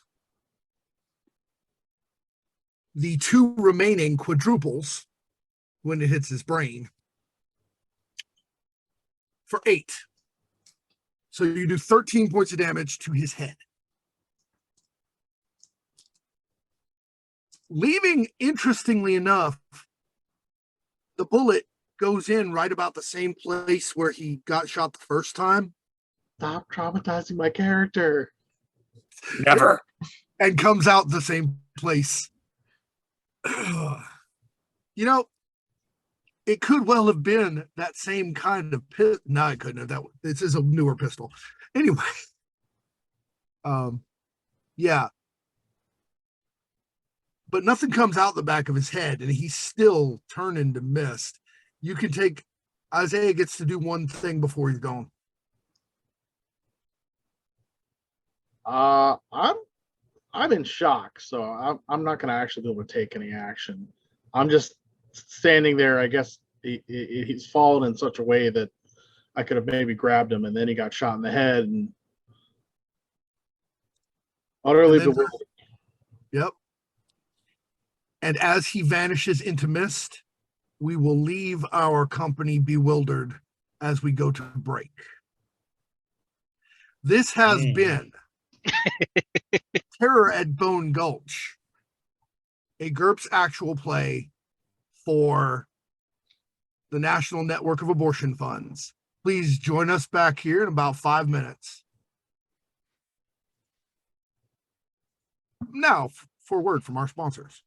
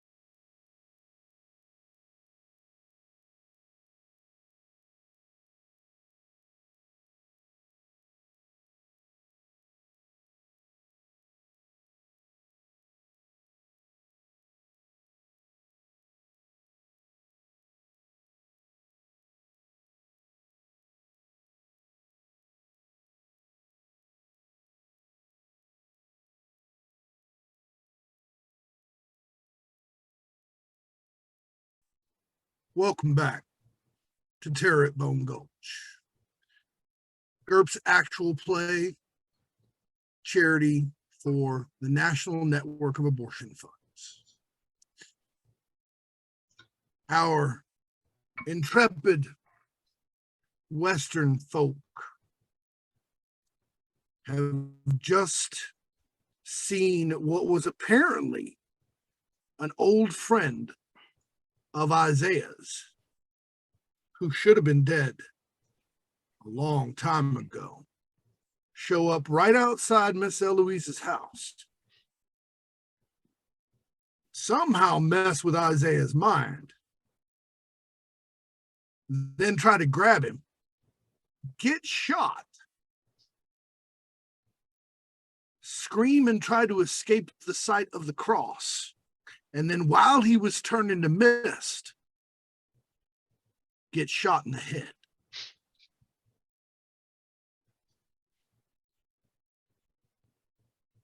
He kept on turning to mist and disappeared. Now, this may well cause a little bit of consternation to our four stalwart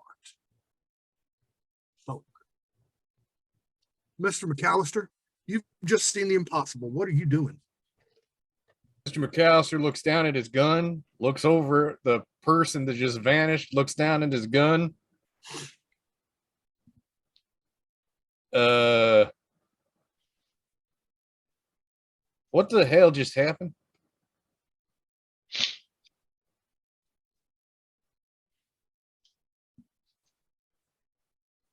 What just happened, Mr. McCallister, is the impossible. You shot a man and he disappeared because he is not, it's just like Colonel Kendall said. These things are from the devil. They're otherworldly, and it is Not natural. not natural. Isaiah's been in shock for a good minute now, but he's probably coming back to himself, at least somewhat. What do you think, Isaiah? Did everything vanish into mist when he turned? Is there like any clothing or anything left, or what did I grab? His hat. Okay, so I've still got his hat in my hands, and Yep.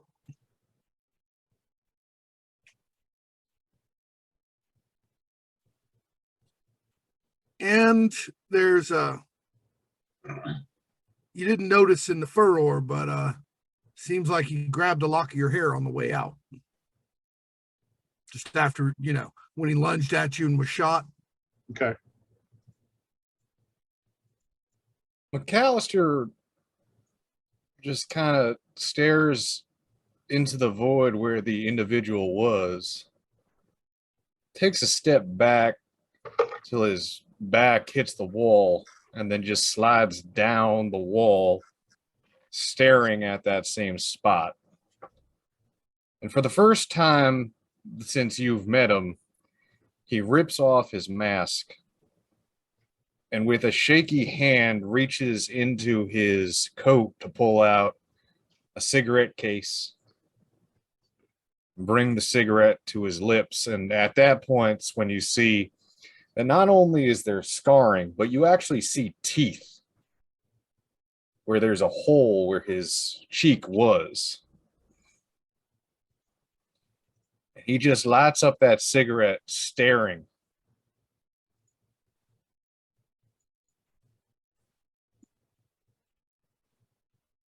Those of you who were a little closer to the event, those of you who are standing where he vanished. Hell, even the two of you who are further back, you can tell there was a scuffle there. There's physical evidence of a man hitting the ground, rolling. Ain't no blood, though.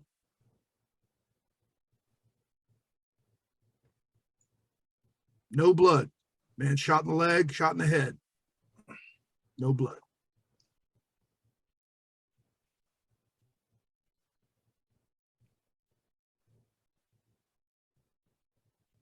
Gentlemen, shall we go back inside and secure ourselves till dawn?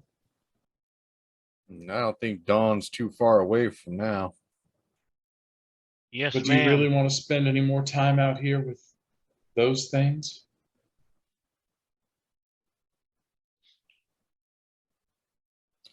Jacob doesn't answer and just kind of sits there. Sam is gonna kind of under his breath as he's headed back towards the house.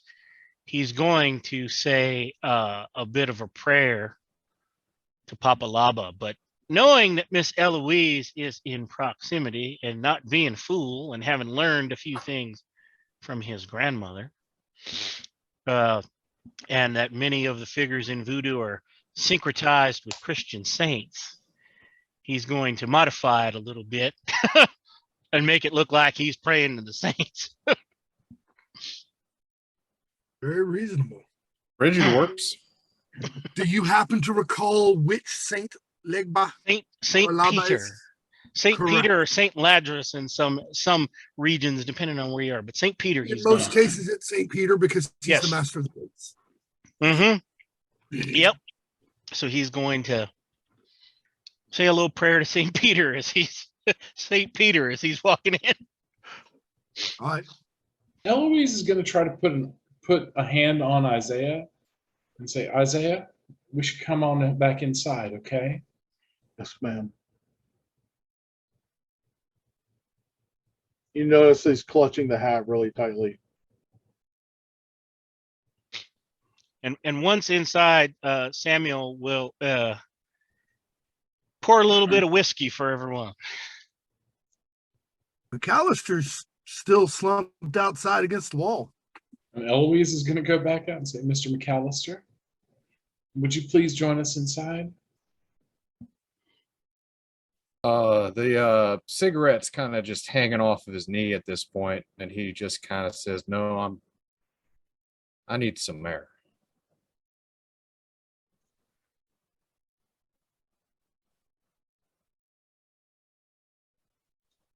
All right, Mr. McCallister.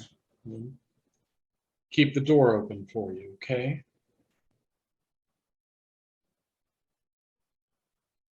All right.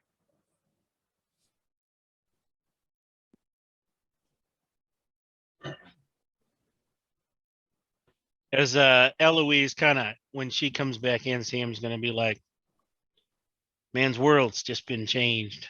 Going to take him some time. Time, Samuel, I think is something we might not have.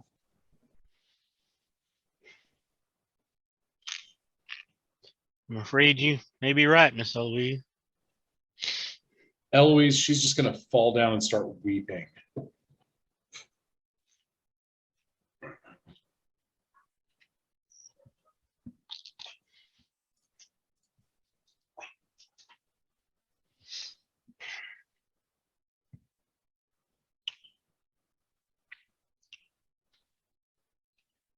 Being that there's no immediate danger, see, I'm just going to let her have her cry.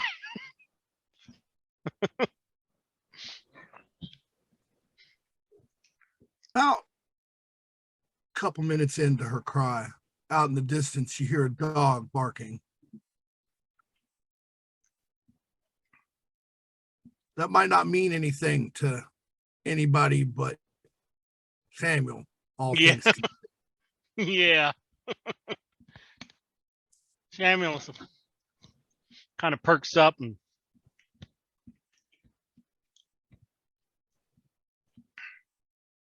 gonna be all right, Miss Eloise. Yeah, set the hat on the table and go and comfort the schoolmarm, because the problems of my people come before me. And in general, one of the best ways to comfort oneself is to comfort someone else.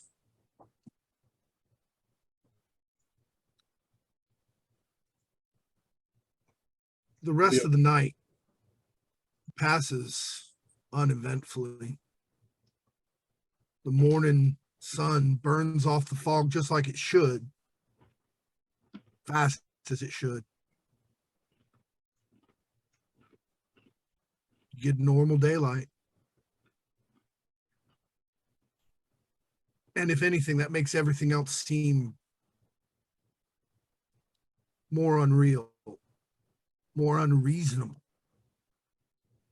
because you know it happened. But it's a really hard thing to think about in a bright Arizona day in spring.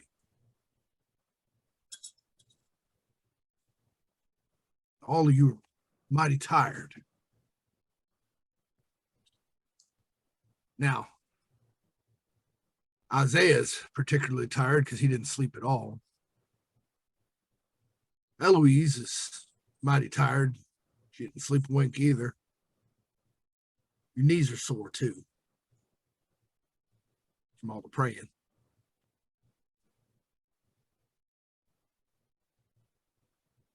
Mr. Fawcett, well, Samuel got a little bit of sleep, but it ain't like he sleeps well to begin with. Yeah.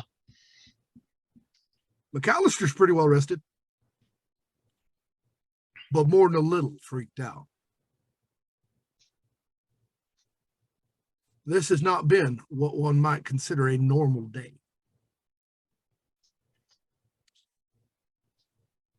After the sun comes up, does Mr. McCallister return inside, or is he still sitting outside on the porch? He'll be still on the porch, eyes just kind of scanning out. When it's about time for people to get up, he'll walk back in the house, grab his rifle, sling it over his back, roll up his bedroll, and kind of go into the kitchen and start making some coffee for everybody. Not saying anything, even if somebody comes up to him. Eloise is already in there making coffee. And she's put in a pound of cornbread. While they're cooking and making coffee, I head down to the general store and grab some breakfast supplies. Eggs, bacon, maybe some jam if they got it. I splurge a little. Might as well, right? While that's happening, Sam is going to the nearest gunsmith. Does Sam say anything before he leaves? Yeah, he's gonna say, "I'm gonna run down to the gunsmith right quick. I'll be right back." Sam, without a word, Sam, you are joined by Jacob on that one. Okay. McCallister is got a weird look in his eye. Not crazy, more determined, silent determination. On your way to the gunsmith, you pass a white dog playing with a lamb. Not chasing it, not herding it, dancing back and forth, playing with it. A few minutes later, you pass it, and a few minutes later, the lamb and the dog make their way to Eloise's front yard playing, making enough noise they get, heard so that Eloise can get a look at them. Or they wander off again.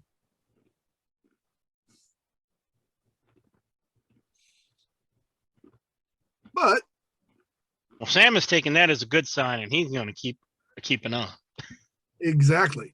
But by that point, Isaiah's gotten to the general store and is loading up with good old breakfast supplies. Do they have any sweets? They have they do have some sweets because they got them shipped in, because in boomtowns people have more money than sense. I'm gonna grab some random sweetmeats and another bottle of whiskey. All right. That'd be everything, Mr. Isaiah, Isaiah. Sorry. you got any fresh butter? I do. They brought some in yesterday. I'll take that too. Brings out a tub, hands it over.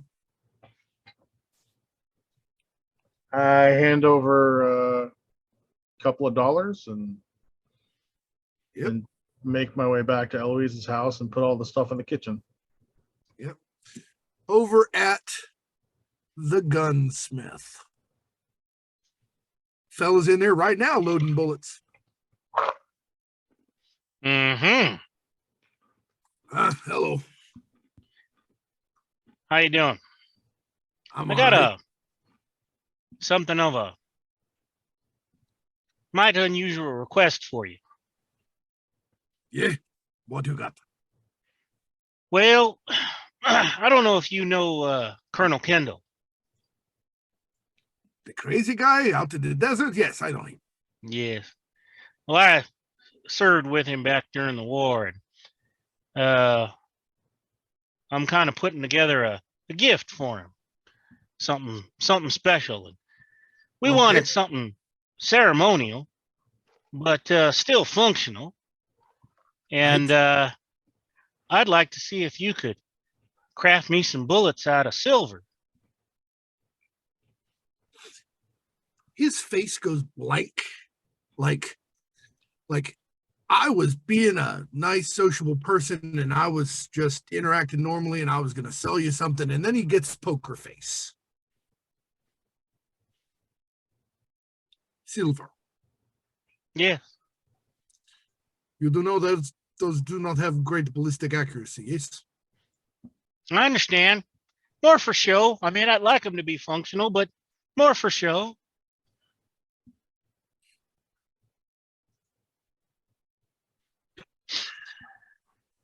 Good question. Mm-hmm. Sure. Werewolf or vampire?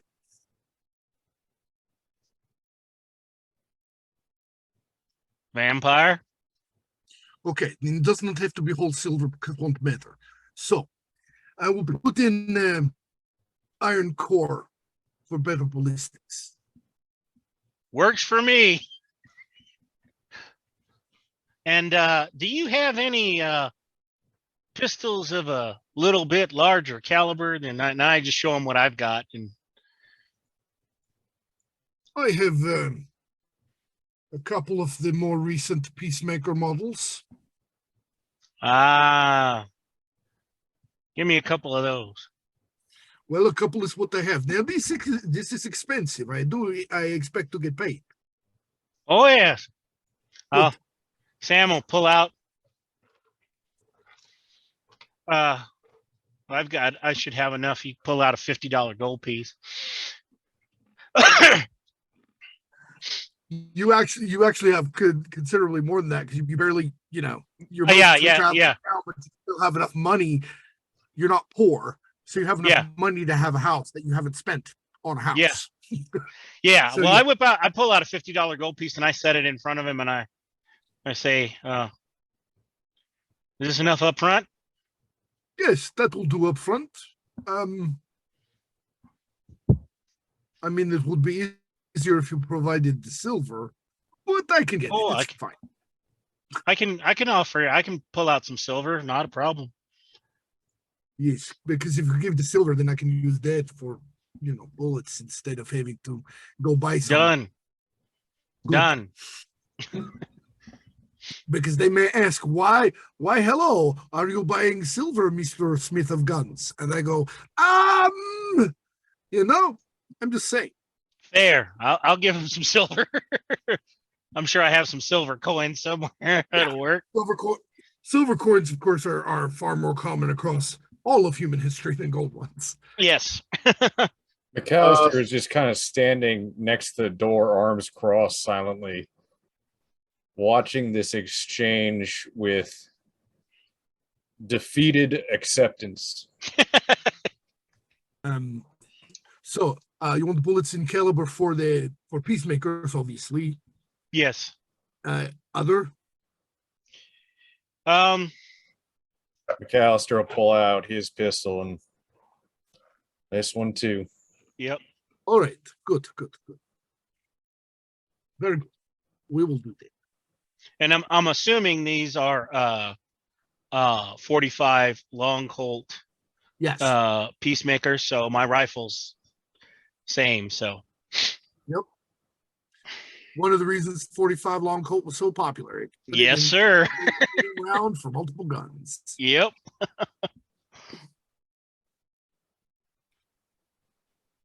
And All right, I will. Does Isaiah carry anything different? Nope. I'm pretty much kitted out the same way you are. Okay. So I'll make sure enough to get him stocked as well. And then and can I get I'll get a few for my other pistols that I currently have, because I'm gonna be giving at least one of those to Eloise. And what rifle do I have? Didn't he have a Sharps? Did you have a Sharps? I think, yeah, he had a Sharps model 1874. Yeah. And he already had a peacemaker, so you'll all be carrying those now. Yeah.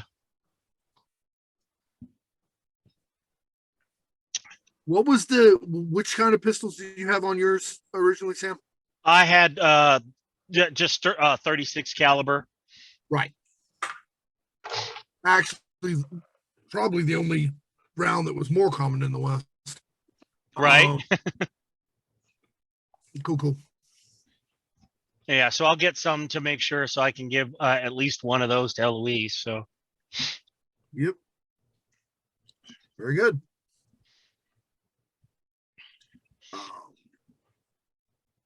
Yeah, he says, all right, you come back late afternoon before sundown.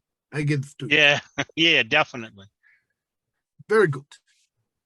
As a matter of fact, I'll even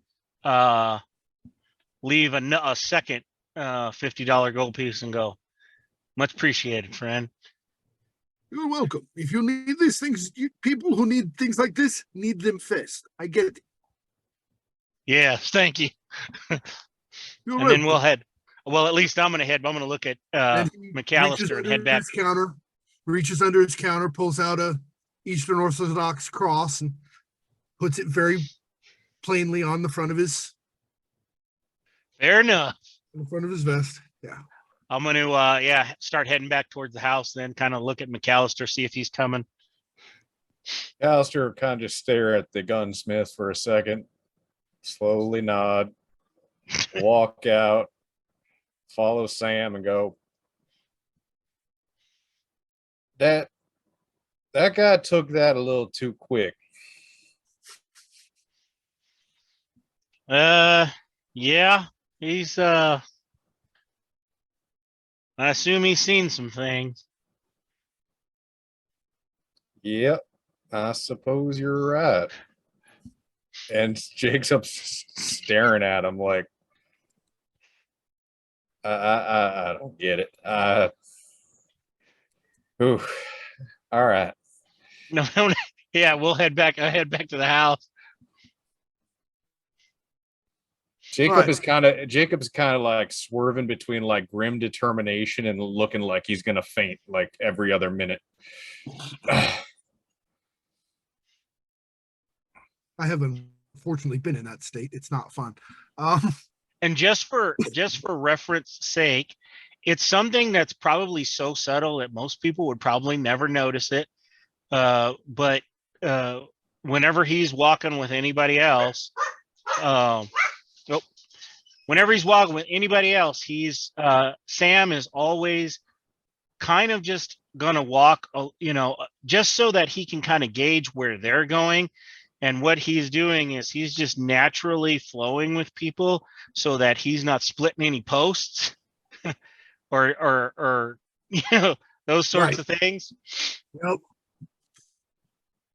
Yep, I understand.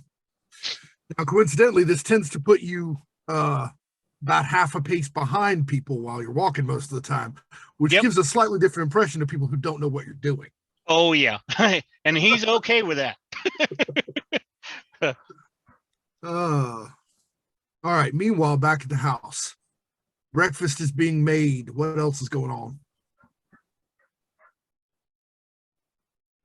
Eloise finishes making the breakfast for the gentleman, and she is going to just eat a small thing and head to the church. All right. So there's like plates of bacon and eggs and Quick question: does Eloise have a particularly favorite dessert or sweet thing? honestly, she's probably good with just about any sweet thing. She's super happy to have anything at this stage. Okay, She's been out on the list a bit long. I hand her a bunch of caramels then. Okay, she grins with childlike glee and thanks you profusely. She's just like, "Oh my God, thank you. I You appreciate get this so much, Isaiah." You get a second bag, and these are for the kids. I'll save them for them. When Eloise starts to go, Sam's going to be like, "You want to be all right, Miss Eloise, on your own?" I should be. You gentlemen get some food. I'm gonna head to the church and talk to the father about this. Fair enough. As Eloise heads out into the yard, she's trailed by that white dog. But it doesn't feel ominous. It feels comforting.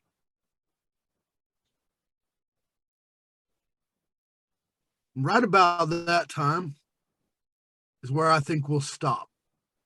In bright daylight, on a nice morning in Arizona, filling our bellies and thinking about what happened the night before.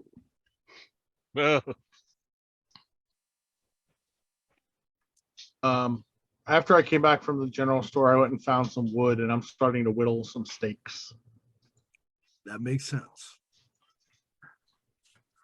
Thank you, everyone, for watching this episode of Terror at Bone Gulch, a GURPS actual play for the National Network of Abortion Funds. All money we make from this goes to them. They need it. We need to support them. We all need to do what we can to make sure everyone has their bodily autonomy. Even corpses have bodily autonomy. No one who is capable of getting pregnant should have less than anyone else.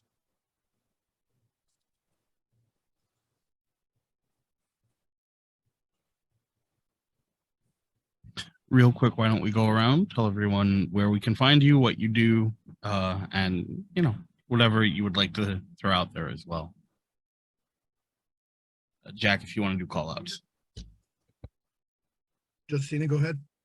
Yeah, I'm Justina. You can find me on Twitter under Justina Revolution. I run Weird Indie Games, and I'd like to ask you to really, really please donate money to this cause. It is so vitally important. So thank you.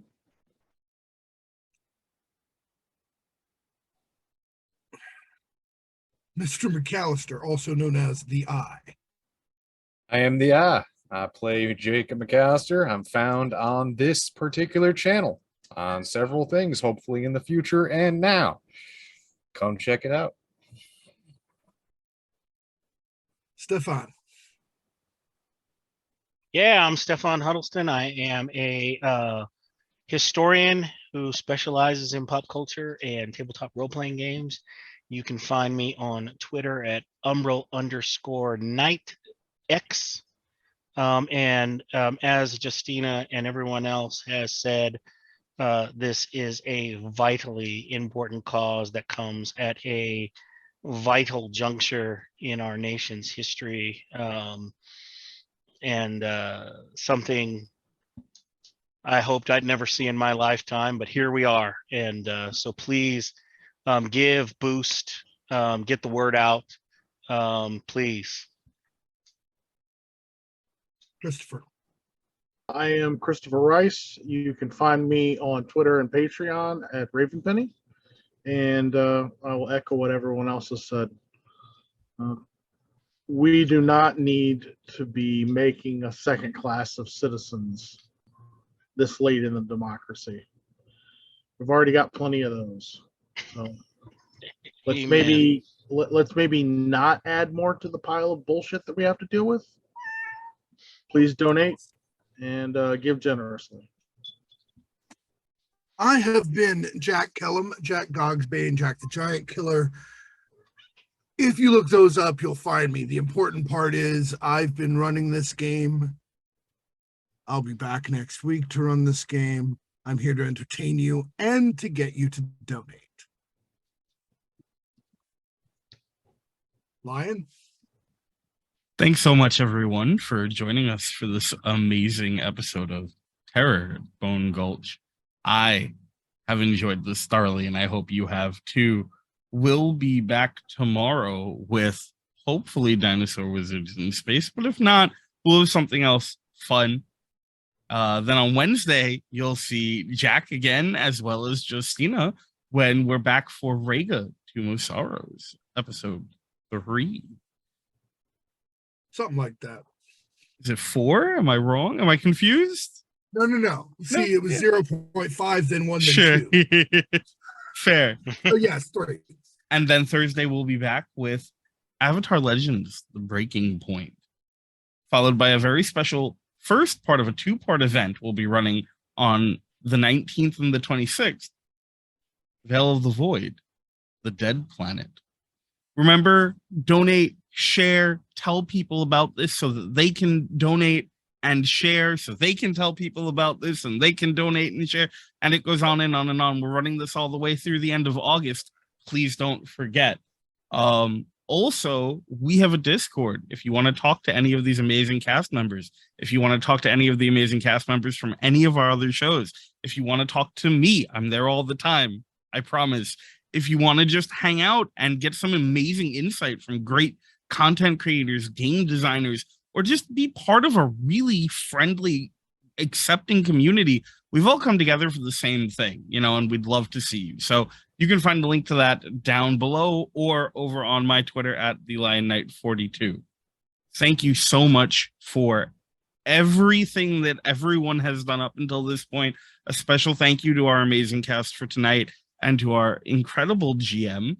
And thank you to anyone who has donated. Thank you to anyone who has shared this or talked to anyone about it. Thank you again so much, and we'll see you tomorrow. Have a good night.